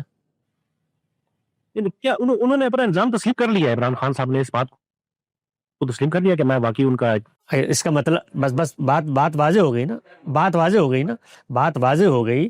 آپ کا اختلاف صرف اس بات سے ہے کہ جو غامدی صاحب نے ایک حقیقت کو حقیقت کے طور پہ پیش کیا، آپ کے نزدیک وہ حقیقت نہیں ہے. یہ ہے نا آپ کا تردد، کیونکہ وہ ماننے سے انکار کر رہے ہیں نا. ٹھیک ہوگی نا، بات بالکل واضح ہو گئی. تو بات سیدھی کرنی چاہیے آدمی کو، بھائی سیدھی بات کرنی چاہیے. نام لینا یا نہ لینا زیر بحث نہیں ہے. وہ مثال کے طور پہ اگر یہ کہتے کہ ہماری فوج نے 2 منصوبے بنائے، ایک طالبان کے بارے میں اور ایک سیاسی منصوبہ حال میں سامنے آیا ہے، تو وہاں نام نہ لیا جاتا، تب بھی آپ آ کر یہ کہتے کہ بھائی یہ زیر بحث تو یہی ہے. تو وہ تو اس کا انکار کر رہے ہیں. تو اس کا مطلب یہ ہے کہ اختلاف اس واقعے کے بیان پر ہے کہ یہ ٹھیک چیز بیان نہیں ہوئی. خان صاحب اس چیز کو مانتے نہیں ہیں، تو غامدی صاحب سے یہ سوال کرنے کا آپ کو حق ہے. آپ یہ کہیے کہ بھائی مثال کے طور پر یہ چیز جو آپ بیان کر رہے ہیں کہ فوج نے ان حالیہ برسوں میں یہ پورا سیاسی ایجنڈا منصوبہ بنا کر جو اس وقت کی منتخب حکومتیں تھیں ان کو گرا کر ایک شخص کو حکمرانی کے لیے سازگار بنایا ماحول کا، اس میں کوئی شخص یہ نہیں کہہ رہا ہوتا کہ اس کی کوئی سیاسی ورت نہیں ہے، اس کی اپنے کوئی وہ نہیں تھی ایبلٹی. یہ زیر بحث ہی نہیں ہے. زیر بحث ان اداروں کی نفسیات تھی جس کے اندر یہ چیز پیدا ہوئی. تو اس پر اگر اختلاف ہے تو آپ کو حق ہے اختلاف کا، آپ سے کون یہ حق کے اختلاف چھینتا ہے. لیکن آپ مجھے یہ کہیں کہ جی آپ کو یہ بات یہ کہنا چاہتا ہوں کہ غامدی صاحب کو جتنا ہم سن، غامدی صاحب کو میرے بھائی ہر آدمی سنتا ہے اس وقت تک جس وقت تک وہ ان کی آرزو اور تمناؤں پہ پورا اترتے ہیں. مجھے روزانہ 20 لوگ رابطہ کر کے کہتے ہیں، غامدی صاحب کی ساری باتیں بڑی اچھی ہیں، یہ جو انہوں نے ایک دینی بات کی ہے نا یہ سمجھ میں نہیں آ رہی یار، اس کو ٹھیک کروائیں آپ ان سے. یہ انہوں نے کہہ دیا کہ مثال کے طور پہ انسانی سینے میں سور کا دل، باقی ساری باتیں ٹھیک نظر آتی ہیں. وہ بھائی جس آدمی کی ساری باتیں ٹھیک نظر آتی ہیں ذرا اس کی ان باتوں پہ بھی توجہ کریں جو آپ کی قائم شدہ تصورات کے خلاف جاتی ہیں، کبھی ان چیزوں پر بھی توجہ کریں۔ اور ہم نے یہ دیکھا کہ وہ سارے لوگ جو بڑی کشادہ ظرفی کے ساتھ غامدی صاحب کی تنقیدیں سنتے تھے ہر پہلو سے، یعنی آج بھی اس میں سے کسی طبقے کو جس وقت، کیونکہ ایک طبقہ اس وقت زیر عتاب ہے نا، اس کو کوئی تکلیف نہیں ہوگی اگر آپ یہی باتیں دوسرے طبقات کے بارے میں کہیں۔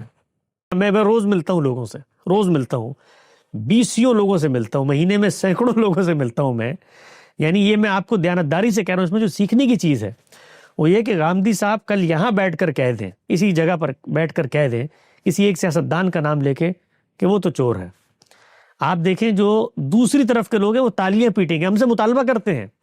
میں بطور اینکر کے غامدی صاحب سے سوالات کرتا ہوں، مجھے لوگ فون کر کے مطالبہ کرتے ہیں کہ آپ فلاں شخص کا نام لے کر اس کی مذمت کروائیں کہ وہ چور ہے۔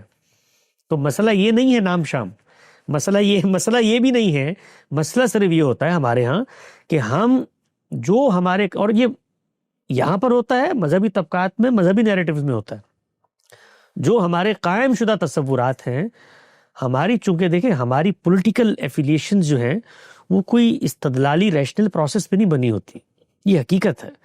ہماری انسپریشن پرسنالٹیز کا کرزمہ بنتا ہے، اس سے پھر خیالات بھی موافقت ہونی شروع ہو جاتی ہے، افکار بھی موافقت ہونی شروع ہو جاتی ہے، نظریہ بھی آنا شروع ہو جاتا ہے۔ تو اس پس منظر میں ہماری محبوب شخصیت، چونکہ ہم نے اس کو، اور یہ میں آپ کو دیانتداری سے، میں خود مذہبی طبقات سے اٹھا ہوں، میں آپ کی نفسیات کو سمجھتا ہوں، لوگوں کی نفسیات، یعنی ہم نے ہیروز بنائے ہوتے ہیں، اور ہیروز کو اگر آپ اس جگہ پر لے آئے نا کہ وہ انسان بھی ہیں، وہ غلطی بھی کر سکتے ہیں، تو پھر وہ ہیرو شپ کا کسر ٹوٹتا ہے، اور ٹوٹتا ہے تو پھر وہ آپ کو نارمل انسانوں کے ساتھ آپ کو ان کو کھڑا کرنا پڑتا ہے، وہ ہم کھڑا کرنے پہ آمادہ نہیں ہوتے۔ میں آخری جملہ کہوں گا، اس کے بعد میں آپ کو یہ بتا دوں کہ میں غامدی صاحب کو کم از کم پچھلے 20 سال سے سن رہا ہوں، تو میں کسی سیاسی میری وابستگی نہ ہے، نہ عمران خان سے مجھے کوئی دلچسپی ہے، مجھے اصل میں دلچسپی غامدی صاحب سے ہے۔ جب مجھے ایسا محسوس ہوتا ہے کہ غامدی صاحب شاید اپنی کسی بات سے سائڈ پہ ہو گئے، تو مجھے تب محسوس ہوا کہ ورنہ آپ یہ بالکل بھول جائیں کہ میں سیاسی، اس پہ بھی ذرا درد دل کے ساتھ، میں عمران خان بھی آ جائے وہ غامدی صاحب کے قدموں پہ قربان کر دیں، اس پہ بھی درد دل کے ساتھ غور کریں کہ ایک شخص جو اپنی زندگی میں اس قدر محتاط ہوتا ہے کہ اس نے آج تک کسی کا نام تک لینا گوارا نہیں کیا، وہ بیان واقعہ کے طور پہ جب کچھ حقائق بتاتا ہے تو اس کا مطلب یہ کہ اس میں بھی اس شخص سے بہت کچھ سیکھنے کا سامان ہے۔ وہ کیوں مجبور ہوا ہے کہ اپنی قوم کو یہ بتائے کہ دیکھو اس طریقے سے تباہی بربادی آتی ہے، یہ کام مت کرو۔ ان لوگوں کو بھی بتائے جو پروجیکٹس بناتے ہیں کہ کس طریقے سے ملتیں آگے بڑھتی ہیں 20-20 30-30 سال کی محنت سے، اور پھر کیسے پیچھے چلی جاتی ہیں۔ تو اگر آپ کی اتنی ہمدردی اور حسن ظن ہے تو ان امور پر بھی غور کریں جو بیان کی وجہ بنتے ہیں۔ اگر اتنی ہمدردی ایک شخص سے آپ کو ہے تو یہ سوچیں کہ اس کو کوئی ذہنی اختلال نہیں ہو گیا، نہ وہ کسی آدمی سے، ان کے ہاں تو دروازہ کھلا ہوتا ہے۔ اور میں آپ سے ذاتی طور پہ چونکہ اب بات ہو رہی ہے، ہمارے سننے والوں میں امریکہ میں، کینیڈا، برطانیہ، آسٹریلیا، جہاں میں گیا ہوں، میں لوگوں سے گپ شپ بھی ہوتی ہے، میل ملاقات، میں 90% نہیں کہتا، 95% نہیں کہتا، 99% اوورسیز، پاکستان میں شاید مختلف فیگر، 99% وہ خان صاحب کے محبین ہیں، ہمیں سننے والے، ہمارے اداروں کے اندر کام کرنے والے، ان کی قیادت کی سب ہیں۔ لیکن ایک شخص جو حق بیان کرنے کی جگہ پر کھڑا ہوا ہے، آپ اس کا دیکھیے صداقت اور دیانت، کہ اس کو اس سے کوئی غرض نہیں ہے کہ اس کے سننے والوں کی اکثریت کیا سوچتی ہے، کیا کرتی ہے، وہ ہمیشہ حق اور سچ بیان کرتا ہے، اگرچہ اس کے سننے والوں کو گراں گزرے، اس کے محبین کو گراں گزرے۔ تو انہوں نے کبھی کسی شخص کا نام لے کر اس کی ذات پر کوئی تنقید نہیں کی، اور جب کبھی ذات کو غلط ہدف بنایا گیا تو نام لے کے تردید کی ہے۔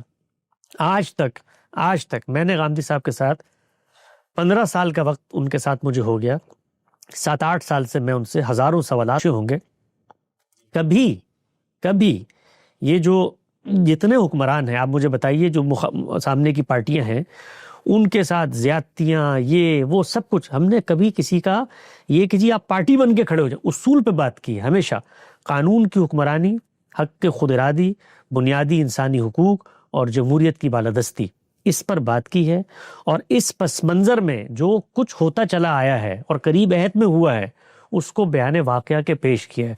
خان صاحب کی ذات، ان کے کردار، ان کے معاملات، اس میں سے کسی چیز پر ایک حرف، اور اس پر رائے رکھنے کا حق ہے مجھے ایز اے پاکستانی کے، غامدی صاحب کو بھی حق ہے، ہر انسان کو حق ہے کہ وہ ایک رائے رکھے، لیکن اس کو موضوع بنا کر انہوں نے پبلک میں، ان کی خاص علمی فکری سطح ہے، وہ کوئی پولیٹیکل آدمی نہیں ہے، نہ وہ کسی جماعت کے نمائندے ہیں، تو یہ ان کے کرنے کا کام نہیں ہے۔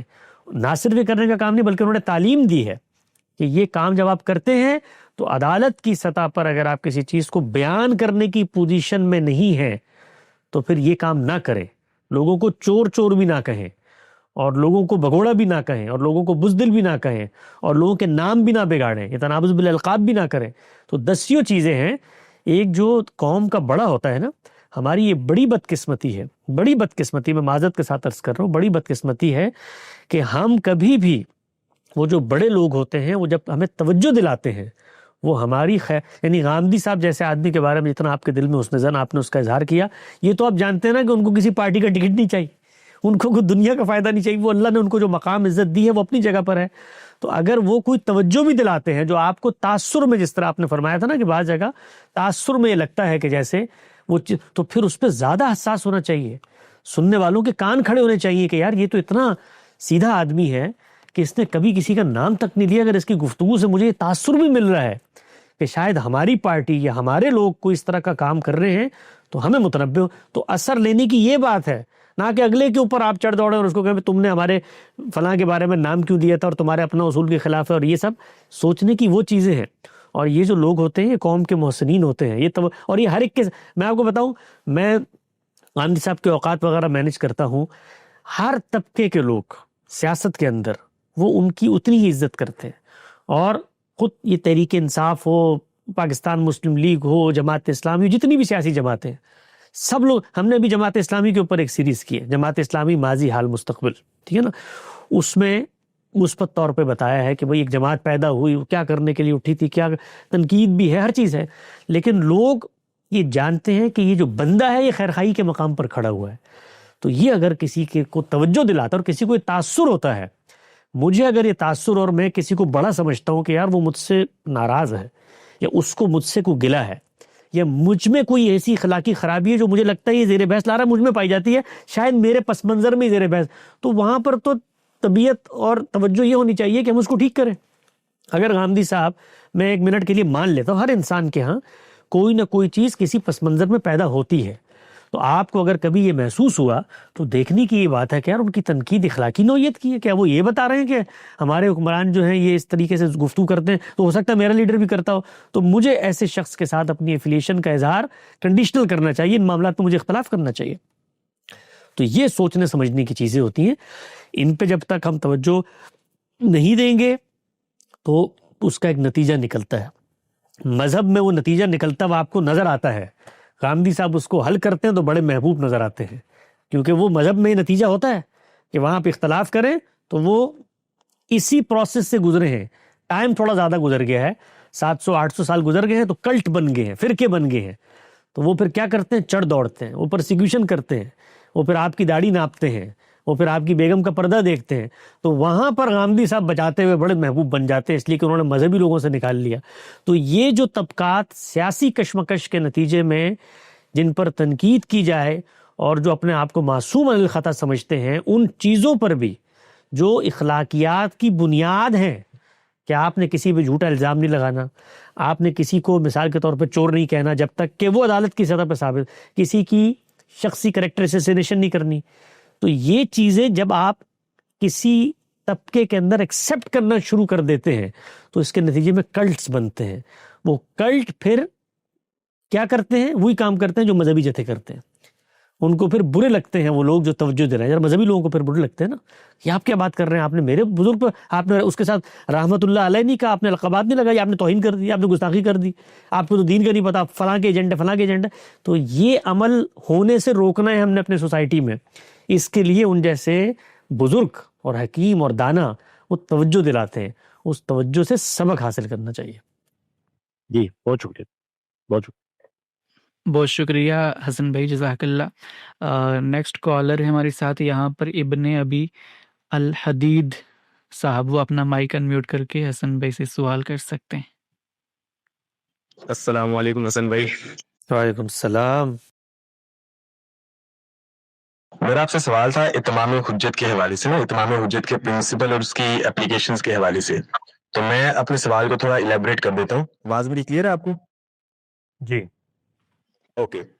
سوال میرا یہ تھا کہ جس طرح میں ایک مسلمان گھرانے میں پیدا ہوا، آپ بھی مسلمان گھرانے میں پیدا ہوئی، تو ایک ایسا مسلمان جو کہ بچپن سے مسلمان گھرانے میں پیدا ہوا اور وہ تقلیدی طور پر مسلمان تھا، بجائے اس کے کسی دلیل عقلی کے تحت یا کسی اس طرح کے معاملے کے تحت وہ مسلمان ہوتا، تو کیا اسے بھی اسی مسلمان کی طرح ٹریٹ کیا جائے گا جو کہ اتمام حجت کے بعد مسلمان ہوتا ہے یا نہیں؟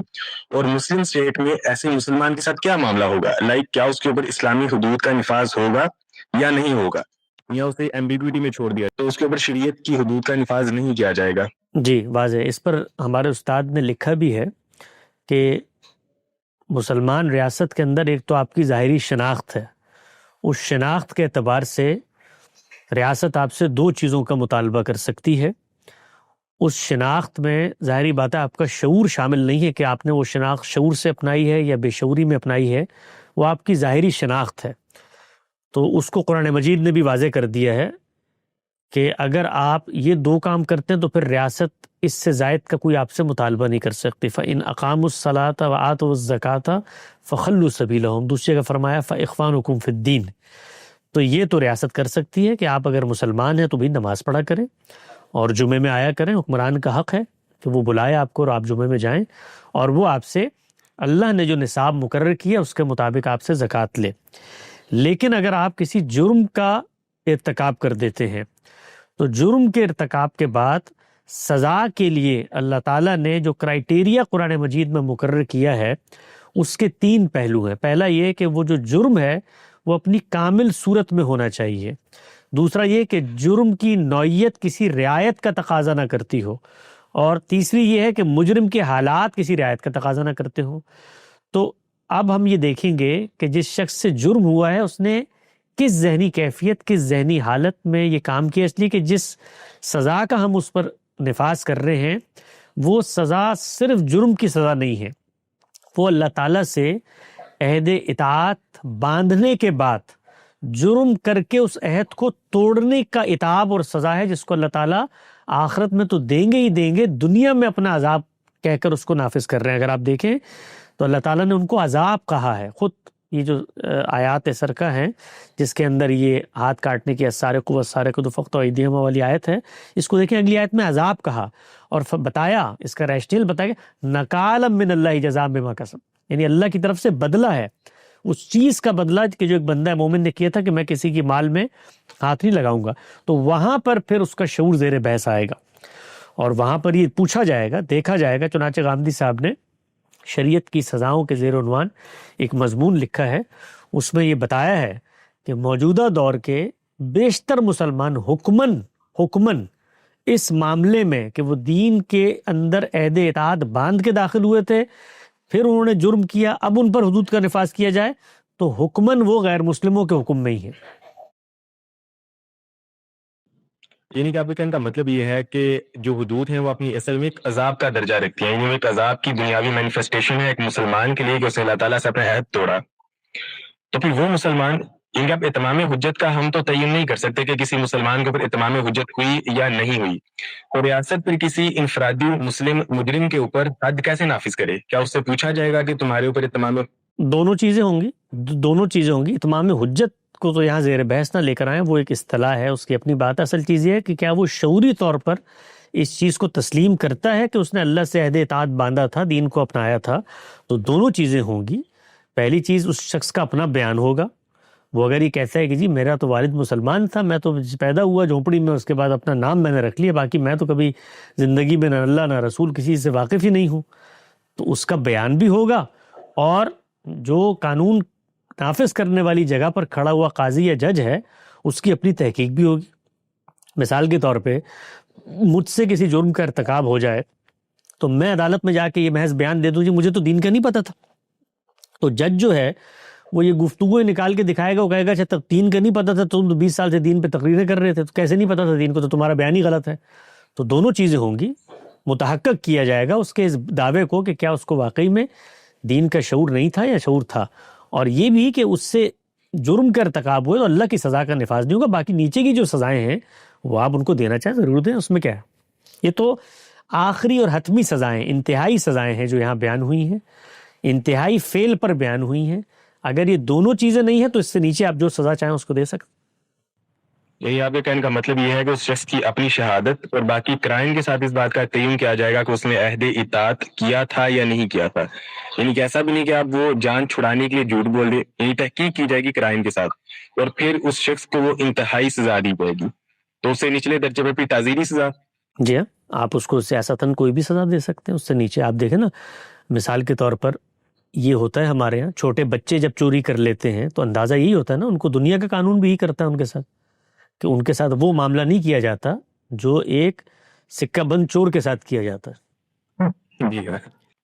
جی بہت شکریہ ہمیں جوائن کرنے کے لیے. ہم نیکسٹ کالر کی طرف چلتے ہیں. پیس آف دی ورلڈ کے نام سے ایک بھائی نے ہمیں جوائن کیا ہے, وہ اپنا مائک انمیوٹ کر کے حسن بھائی سے سوال کر سکتے ہیں. السلام علیکم ریاض بھائی, وعلیکم السلام. کیا حال ہے سر, خیریت سے آپ ٹھیک ہیں؟ اللہ کا شکر جی, دعائیں آپ کی. اچھا, رامجی صاحب ٹھیک ہے, ان کی صحت کا بتائیں کچھ. تو ہر انسان پہ آتا ہے تو فرق محسوس ہونے لگ جاتا ہے. 74-73 سال کی ان کی عمر ہو گئی ہے. مختلف ان کو امراض بھی ہیں, عارضہ قلب بھی ہے, اور بھی چیزیں چھوٹی موٹی, لیکن اللہ کا شکر ہے فی الحال کوئی اس طرح کا امیڈیٹ مسئلہ نہیں ہے. زندگی ایک بھرپور انداز سے گزر رہی ہے. تاہم یہ ضرور ہے کہ ان کے قوا مزمحل ہیں اور تھک جاتے ہیں. اب وہ جو خود ہمیں محسوس ہوتا تھا کچھ سال پہلے تک, 5-6 سال پہلے تک, ذرا کام زیادہ کر سکتے ہیں, ان کو بٹھایا جا سکتا ہے گفتگو, تو اس میں وہ تھک جاتے ہیں. دعا کیا کریں ان کے لیے. ضرور, دعائیں تو ہمیشہ ان کے ساتھ ہیں اور آپ کے ساتھ ہیں. اچھا, آپ بھی ہمارے لیے دعا کیا کریں. اور مجھے ایک بات بتائیں کہ آپ پراپر ٹائم کیوں نہیں دیتے آن لائن ہونے کے, ویکلی یا کوئی ایسا ٹائم کہ تاکہ لوگ پراپر طریقے سے آپ کو جوائن کر سکیں. پتہ ہی نہیں, فی الحال اچانک آ جاتے ہیں, اچانک چلے جاتے ہیں, کبھی کس چینل پہ کبھی کس چینل پہ. پھر اس کے علاوہ آپ کے نام سے بہت زیادہ چینل چلتے ہیں. آپ کا اپنا چینل کون سے ہے, کس کس کو ہم سبسکرائب کریں, تو وہ بھی کچھ ڈیفائن کر دیں تھوڑا. میں تو بھائی کسی بھی چیز کو سبسکرائب کرنے کی دعوت نہیں دیتا. سچائی کو سبسکرائب کریں جہاں سے بھی ملتی ہے. باقی ہمارا غامدی سینٹر کے نام سے ایک چینل ہے, اس پہ کوشش تو یہی ہوتی ہے جو بھی چیزیں آئیں وہ آ جائیں. باقی بھی لوگ خدمت کر رہے ہوتے ہیں, اس کو وہ اپلوڈ کرتے رہے. المورد کا بھی چینل ہے, المورد کے نام سے ہے, اور غامدی سینٹر کے نام سے, 2 باقی ادارے کے ہیں. باقی لوگوں نے خود بنائے ہوئے ہیں, اور اس پہ وہ جو چٹپٹے سے وہ لوگ بناتے ہیں, تھمبنیل بھی وہ لوگ بناتے ہیں. ہم لوگوں کو تو یہ نہیں آتا. ہمارے تو یہ 2 ہی چینل ہیں, اسی پہ آ رہے ہوتے ہیں. باقی یہ لائیو کا سلسلہ ہوتا ہے ہر 2 ہفتے بعد, اس کو آپ جوائن کر سکتے ہیں. ان کا کمیونٹی جوائن کر لیں, وہاں اشتہار آ جاتا ہے تو حاضر ہیں. مسلم ٹوڈے پہ. جی نیکسٹ کالر کی طرف چلتے ہیں. ہشام سعید بھائی, وہ اپنا مائک انمیوٹ کر کے سوال کر سکتے ہیں. جی ہیلو. جی ہیلو. یہ آواز آ رہی ہے, آپ سوال کر سکتے ہیں. السلام علیکم حسن بھائی. وعلیکم السلام. جی حسن بھائی, میری 2-3 سوالات ہے. ایک تو آپ جو مذہبی دعویٰ ہے کہ یہ دنیا ہم نے امتحان کے تحت بنائی ہے, تو اس کو تھوڑا وضاحت کے ساتھ بیان کریں, کیونکہ میں فلسفے کا ایک طالب علم ہوں اور فلسفے کا جو ہے پس منظر رکھتا ہوں. تو یہ سوال, یہ دعویٰ جو ہے مجھ سے بالکل بھی, میرا ذہن بالکل بھی نہیں کھولتا.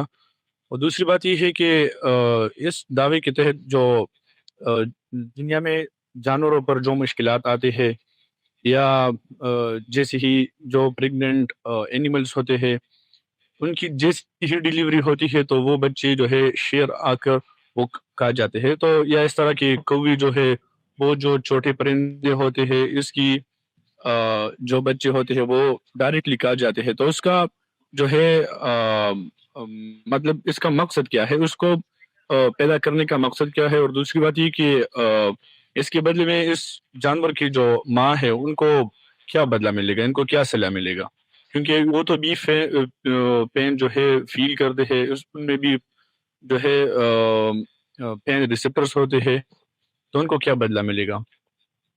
یہ سوال تو جانوروں کیا پیدا ہونا چاہیے، جانوروں کو خالق سے پوچھنا چاہیے، خالق کو جانوروں کو جواب دینا چاہیے۔ میں تو بطور انسان کے اپنے مسائل حل کرنے کے لیے دنیا میں آیا ہوں، اور فلسفہ اگر مجھے اس چیز کو ماننے سے مزاحم ہے کہ یہ دنیا آزمائش کے اصول پر، ابتلاء کے اصول پر، امتحان کے اصول پہ بنائی گئی ہے، تو اللہ تعالیٰ نے اس کا جواب دیا قرآن مجید میں، پھر لگاؤ آسمان پر سیڑھی اور امید کی رسی کو کاٹ دو، جو کر سکتے ہو کر لو۔ تو یہ تو امر واقعی ہے، حقیقت ہے یہ دنیا کے اندر۔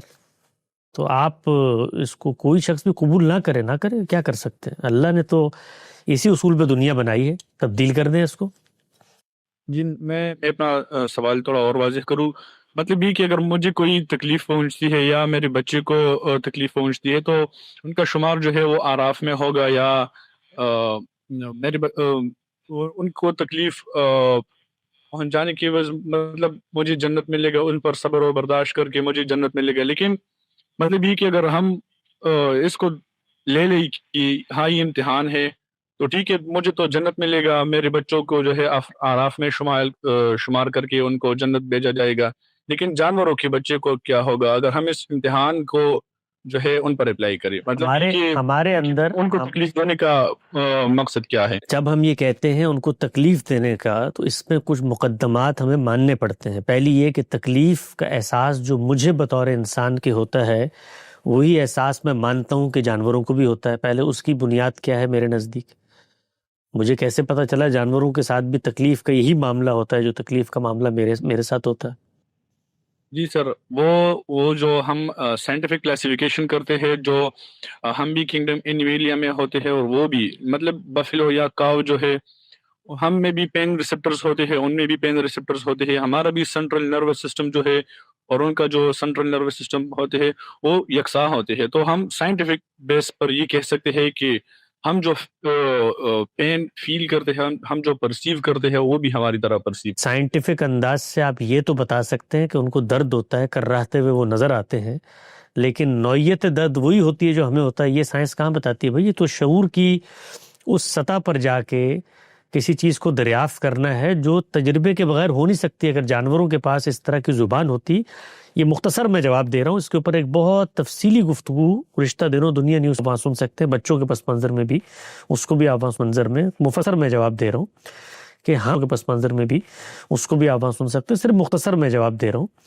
کہ ہم اس دنیا کے احوال سے واقف نہیں ہیں، یعنی یہ حقیقت ہے کہ ان کے ساتھ کیا معاملات کیسے ہو رہے ہوتے ہیں، ان کی پیدائش کا عمل، اس کے بعد ان کی فنا کا عمل، جس طریقے سے ان کی بقا ہوتی ہے، وہ ایک دوسرے پہ منحصر ہوتے ہیں۔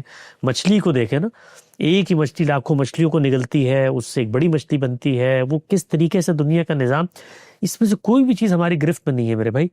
یعنی دنیا کے اندر مچھر ہیں، مکھیاں ہیں، حشرات الارض ہیں، پھر کتنی بڑی مخلوق ہے جو اب دوربین سے ہمیں نظر آئی ہے کہ وہ بھی پائی جاتی ہے، جو نظر بھی نہیں آتی۔ جراثیم کی دنیا ہے، ان کے اندر بھی حیات ہے، وہ اربوں کی تعداد میں پیدا ہو رہے ہیں، اربوں کی تعداد میں مر رہے ہیں۔ اللہ تعالیٰ ہمیں یہ کہتا ہے کہ یہ دنیا میں نے تمہارے امتحان کے لیے بنائی ہے، اور یہ سب تمہاری خدمت پر معمور ہیں، تم ان سے استفادہ کرتے ہو، ان کو تم بھی مارتے ہو، گوشت کھاتے ہو، اس میں نے کچھ اخلاقیات مقرر کر دی ہیں، میرے اذن سے نام لے کے کیا کرو، تم نے ان پر ظلم نہیں کرنا، اس سے تمہارا اخلاقی احساس اور شعور مجروح ہوگا۔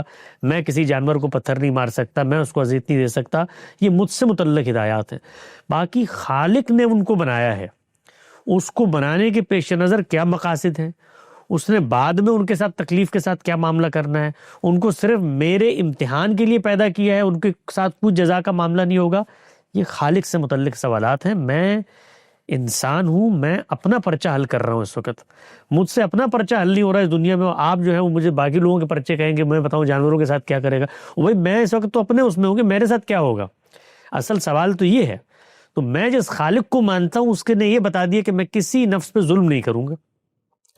باقی ان کو پیدا کیا ہے، ان کو شعور کی وہ سطح دی ہے جس کے بعد ان کے ساتھ جزا و سزا کا معاملہ ہوگا، ان کو محض میری مدد کے لیے پیدا کر دیا گیا ہے۔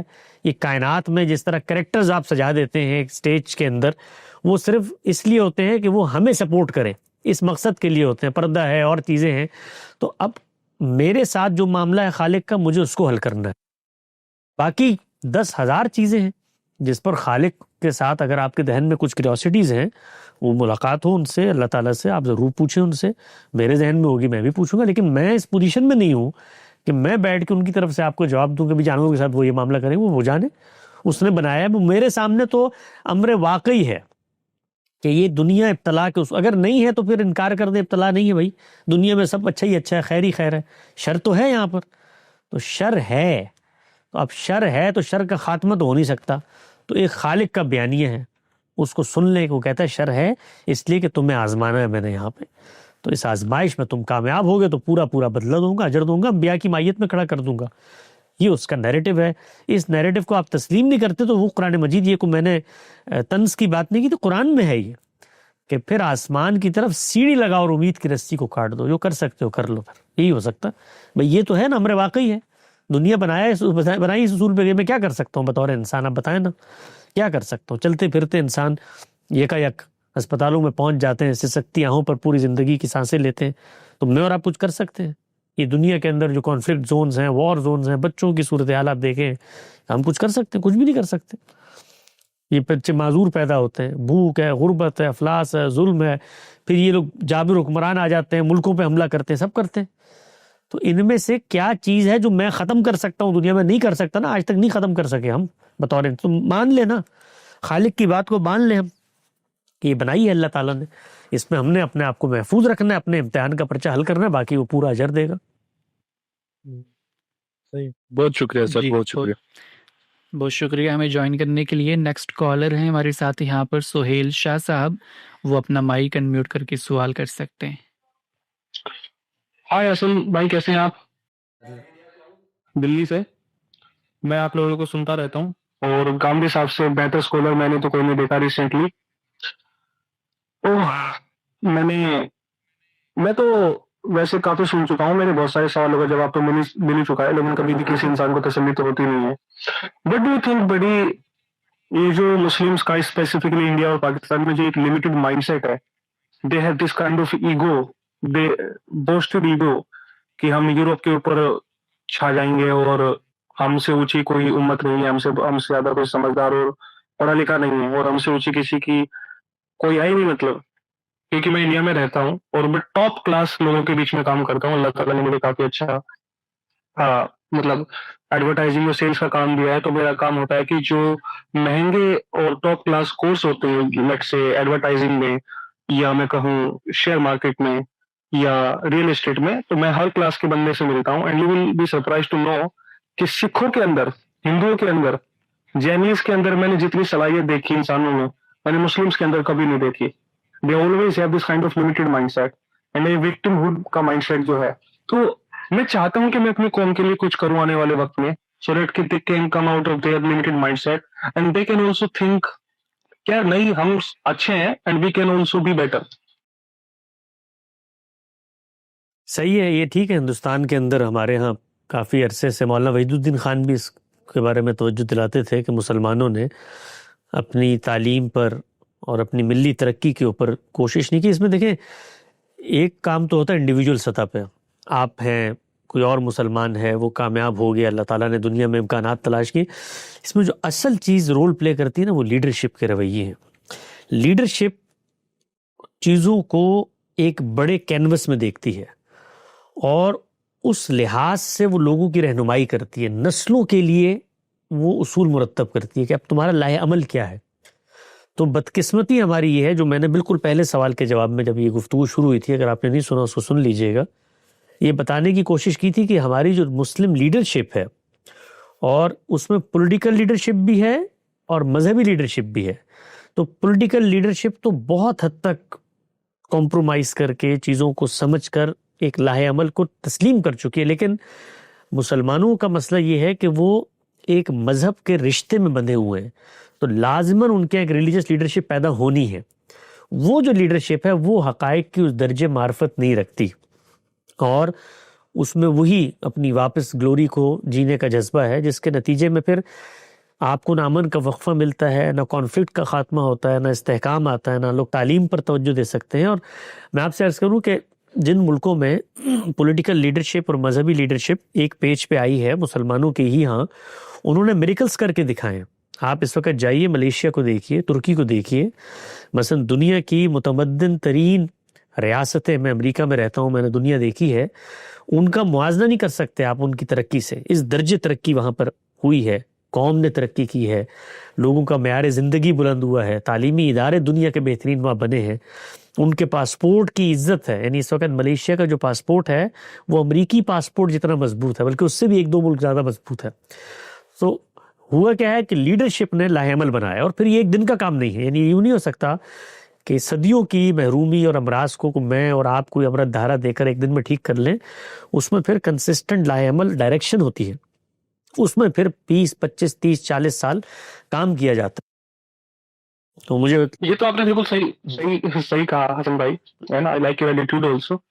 ڈو یو تھنک کہ کسی حد تک جو بھی کام ہوا ہے، جو بھی حدیثیں ہیں، ان میں کچھ اس طرح کی باتیں لکھی ہوئی ہیں کہ جن کو جو چھوٹے دماغ کا آدمی ہوتا ہے اور جو کہ بھیڑ کا حصہ ہوتے ہیں وہ پکڑ کے بیٹھ جاتے ہیں، اور وہ اسی بات کو پکڑ کے پھر کئی صدی تک چلاتے رہتے ہیں. ہم تو ہندوستان پہ غزوہ ہند اور اس طرح کی جو روایتیں، میرا یہ خیال ہے کہ ایسا نہیں ہوتا کہ اصل میں کہ آپ کی جو نیشن ہوتی ہے نا، اس کا علم سے رشتہ منقطع ہونا شروع ہو جاتا ہے. اور علم سے رشتہ کب منقطع ہوتا ہے؟ جب آپ کے تنقیدی عمل کا خاتمہ ہو جاتا ہے.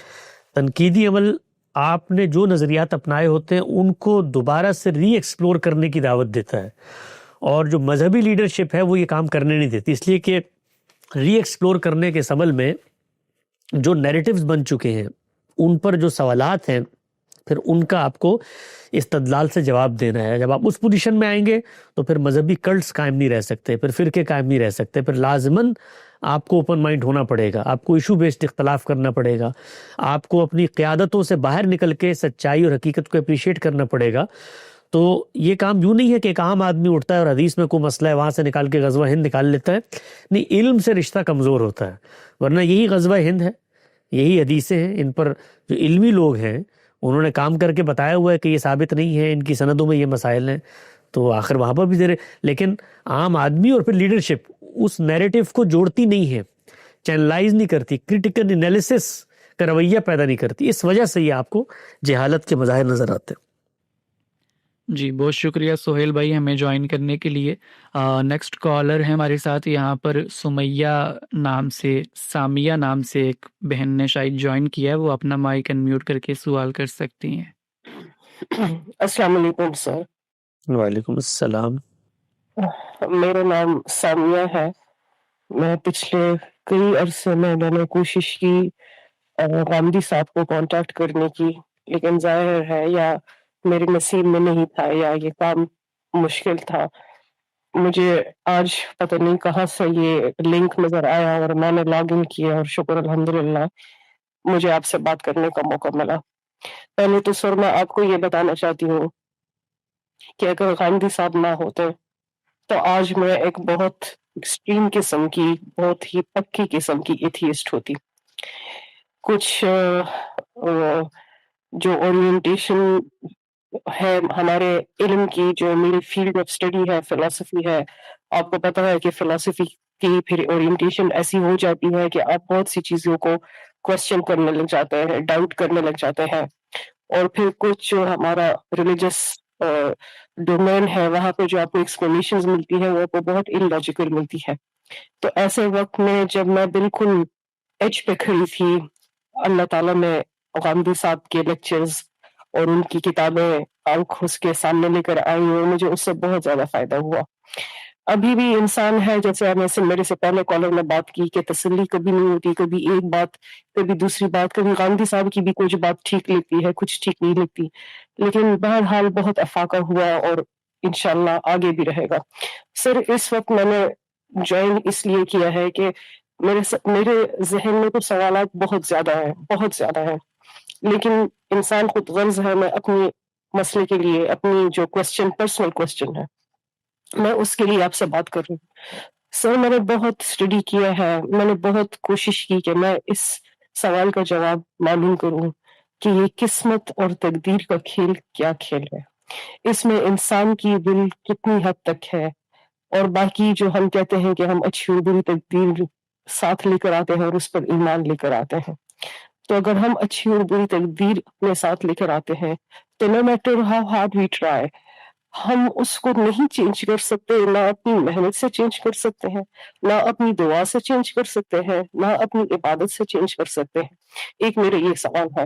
دوسرا میرے سر یہ سوال ہے کہ اگر اللہ ہے، اور مجھے پتا ہے میں بہت یہ پڑھائی کر چکی ہوں کہ وہ آل مرسیفل نہیں ہے، اس کی بہت ساری ٹریٹس ہیں اینڈ آل دیٹ، لیکن پھر بھی میں ایک سوال پوچھنا چاہ رہی ہوں کہ اگر اللہ ہے تو کیا واقعی میں وہ ہمیں سنتا ہے؟ Because I have tried to reach in so many ways لیکن مجھے کبھی ہی تسلی نہیں ہوئی۔ میں یہ کہنا چاہ رہی ہوں کہ do we really not matter at all in his grand scheme of things? Are we really that insignificant کہ ہمارے جو مسئلے ہیں، جو ہمارے پرابلمز ہیں، جو ہماری مشکلات ہیں، جو ہماری ذہنی اضطراب ہے، وہ میٹر نہیں کرتی؟ ہم کسی طریقے وہ ہمیں نہیں سن رہا، ہم کسی طریقے سے اس کو اپروچ نہیں کر سکتے، ہم اس اضطراب کو کہاں لے کر جائیں؟ ہم کیا کریں کہ ہمیں تسلی اور سکون مل جائے؟ ایسا کیا نسخہ ہے کہ ہمیں سکون مل جائے اور ہماری ہارڈ شپس کم ہو جائے؟ جی میری بہن، سب سے پہلے تو آپ کا شکریہ، آپ نے اس نے زن قائم رکھا، اور اللہ تعالیٰ کا بھی شکر ہے اگر غامدی صاحب کی وجہ سے آپ کو کچھ ہدایت ملی ہے۔ 2-3 چیزیں میں آپ سے عرض کروں گا، آپ کی مختصر سی چیزیں ردات وغیرہ سن کے۔ پہلی چیز تو یہ میری بہن، زندگی کے اندر نا بہت ساری ہماری ایسی مصیبتیں اور پریشانیاں ہوتی ہیں جو ہماری نفسیات پر حاوی ہو جاتی ہیں، اور ہم ان کا علاج مذہب میں جا کر دریافت کرنے کی کوشش کرتے ہیں۔ وہ نہ مسائل مذہب سے پیدا ہوئے ہوتے ہیں، نہ اس کا علاج مذہب میں ہوتا ہے۔ ہمارے ہاں اس کو بہت برا سمجھا جاتا ہے کہ جب آپ اپنی ذہنی صحت اور اپنے فکری اطمینان، ذہنی قلبی فکری اطمینان کے لیے جو انسانی رویے اور نفسیات کے ماہرین ہیں ان کے پاس جا کر اپنی زندگی کے ٹراماز، ان کی ٹریجڈیز، اپنا یہ جو بیگیجز ہوتے ہیں جس کو آپ لے کے چل رہے ہوتے ہیں، جب تک آپ اس کو شیئر نہیں کرتے، چینلائز نہیں کرتے، اور صحیح زاویہ نظر کی ٹریننگ اور کنڈیشننگ نہیں ہوتی کہ آپ نے ان ٹراماز کو کیسے گو تھرو کرنا ہے، کیسے ان سے آگے بڑھنا ہے۔ یہ ایک پوری کی پوری مشق ہے، بالکل اسی طرح سے جیسے انسانی جسم کے اندر مختلف امراض پیدا ہوتے ہیں تو ہم اطباء کے پاس جاتے ہیں، ڈاکٹروں کے پاس جاتے ہیں، اور وہاں پر ہم کبھی یہ نہیں کہتے کہ اگر کبھی ہمارے سر میں درد ہو، ہاتھ میں درد ہو، کہ بھائی یہ اللہ تعالیٰ اس میں مجھے شفا کیوں نہیں دیتے؟ اس لیے کہ ہمیں وہاں پتہ ہوتا ہے کہ شفا کے لیے جو اس کے قوانین ہیں وہ اللہ تعالیٰ نے اس طریقے سے ان چیزوں میں ڈھال دی ہیں، تو ہمارا فوراً سے التفات ہوتا ہے، اس طرف ہم جاتے ہیں۔ لیکن جو ہمارے ذہنی تناؤ ہمارے یہاں پیدا ہوتا ہے اس میں ہم کبھی بھی اس طریقے سے اپروچ نہیں کرتے، ہماری اس طریقے کی تربیت بھی نہیں ہوتی۔ ہمارے معاشرے میں اس کو ایک تہمت اور گالی سمجھا جاتا ہے کہ جیسے کوئی پاگل ہوگا تو جا کر اپنے مینٹل اسٹریسز کے لیے کسی سے مدد لے گا۔ تو پہلی چیز جو میں آپ سے عرض کرنا چاہتا ہوں بطور ایک چھوٹے بھائی کے، وہ یہ ہے کہ جو زندگی کی انزائٹیاں ہیں، زندگی کے ڈپریشنز ہیں، اسٹریسز ہیں، یہ مذہب میں حل نہیں ہوں گے۔ اس کا حل بھی اللہ تعالیٰ نے اسی طریقے سے انسانی عقل میں رکھا ہوا ہے، اور جب آپ کسی اچھے ماہر نفسیات سے، اچھے تھراپسٹ سے رجوع کریں گی اور اس کو اپنی کہانی سنائیں گی، اپنے ٹراماز سنائیں گی، اپنے ساتھ ہونے والے زیادتیاں سنائیں گی، اپنی زندگی، تو وہ آپ کو اس میں سے لاہ عمل نکال کے بتائے گا، اور پھر وہ آپ کو یہ بتائے گا کہ اس میں سے کیا چیزیں آپ کے اختیار میں ہیں اور کیا آپ کے اختیار میں نہیں ہیں۔ تو وہ جو آپ کا پہلا سوال تھا نا کہ تقدیر اور قسمت اور انسان کیا کرتا ہے، اس کے فرق کو کیسے سمجھیں، تو آپ اس فرق کو بھی سمجھ جائیں گے۔ وہ پھر آپ کو بتائے گا کہ اگر معاشرے میں تمہیں والدین کی سطح پہ اس ٹاکسک بیہیویئر کا سامنا کرنا پڑے تو تمہارا انتخاب نہیں ہے۔ تمہارا انتخاب کیا ہے؟ وہ لاہ عمل جو تم اختیار کر سکتے ہو، یہ تمہارا انتخاب ہے۔ تو ہم میں سے ہر شخص اگر صرف اس چیز کا جائزہ لے، صبح اٹھ کے جائزہ لے کہ کیا چیزیں ہیں جو میرے اختیار کے سوء استعمال سے، غلط استعمال سے خرابیاں پیدا ہوئی ہیں، تو وہ لمحوں میں ان کو دریافت کر سکتا ہے۔ آج کے دن ہی آپ دیکھ لیں تو آپ کو پتہ چل جائے گا، یہاں مجھے غصہ آیا تھا، یہاں میں نے غلط الفاظ کہے تھے، یہاں میں نے زیادتی کی تھی، یہ میرے اعمال ہیں، اور یہ جو چیزیں ہیں، میں گھر سے نکلا تھا تو ایک تودا میرے اوپر آ کے گر پڑا، میرا کوئی اس پہ عمل دخل نہیں۔ تو اللہ نے یہ دنیا امتحان کے اصول پہ بنائی ہے، وہ ہمیں یہاں پر آزماتا ہے۔ اس آزمائش میں اس نے بھی ہمیں مصیبتیں دینی ہیں، اور بسا اوقات وہ بڑی مصیبتیں بھی آ جاتی ہیں، لوگوں کو عبرت کا سامان بنانے کے لیے بھی ہمیں استعمال کر لیا جاتا ہے، وہ سب کچھ ہوتی ہیں، لیکن پھر مجھے یہ اطمینان ہوتا ہے کہ یہ میرے کسی ہاتھ کی برائی نہیں ہے، یہ اللہ نے مجھے منتخب کر لیا ہے اس آزمائش کے لیے، شاید لوگ مجھے دیکھ کر اس کی طرف لوٹ آئیں، تو یہ فرق نمایاں ہونا شروع ہو جاتا ہے، اور پھر اس کے بعد اللہ کی کتاب سے ہم ایک وابستہ زندہ تعلق بناتے ہیں، لو لگاتے ہیں، اس کو آہستہ آہستہ پڑھنا شروع کرتے ہیں، تو وقتاً فوقتاً جو دنیا کی اسکیم ہے وہ کتاب ہمیں سمجھاتی ہے، تو اس کے نتیجے میں ایک عقلی اطمینان پیدا ہونا شروع ہو جاتا ہے۔ وہ اطمینان یہ نہیں ہوتا کہ سب ٹھیک ہو گیا، وہ اطمینان یہ ہوتا ہے کہ زیادتیوں کے مداوے کا یہ ابتدائی درسگاہ ہے، اصل زندگی اس کے بعد شروع ہوگی، تو پھر انسان لذت میں خوشی محسوس کرتا ہے، پھر اس کو دکھ پہنچتے ہیں تو اس کے ماتھے پہ شکن، آنکھوں میں بل نہیں آتا، وہ مسکراتا ہے اور ان کا سامنا کرتا ہے،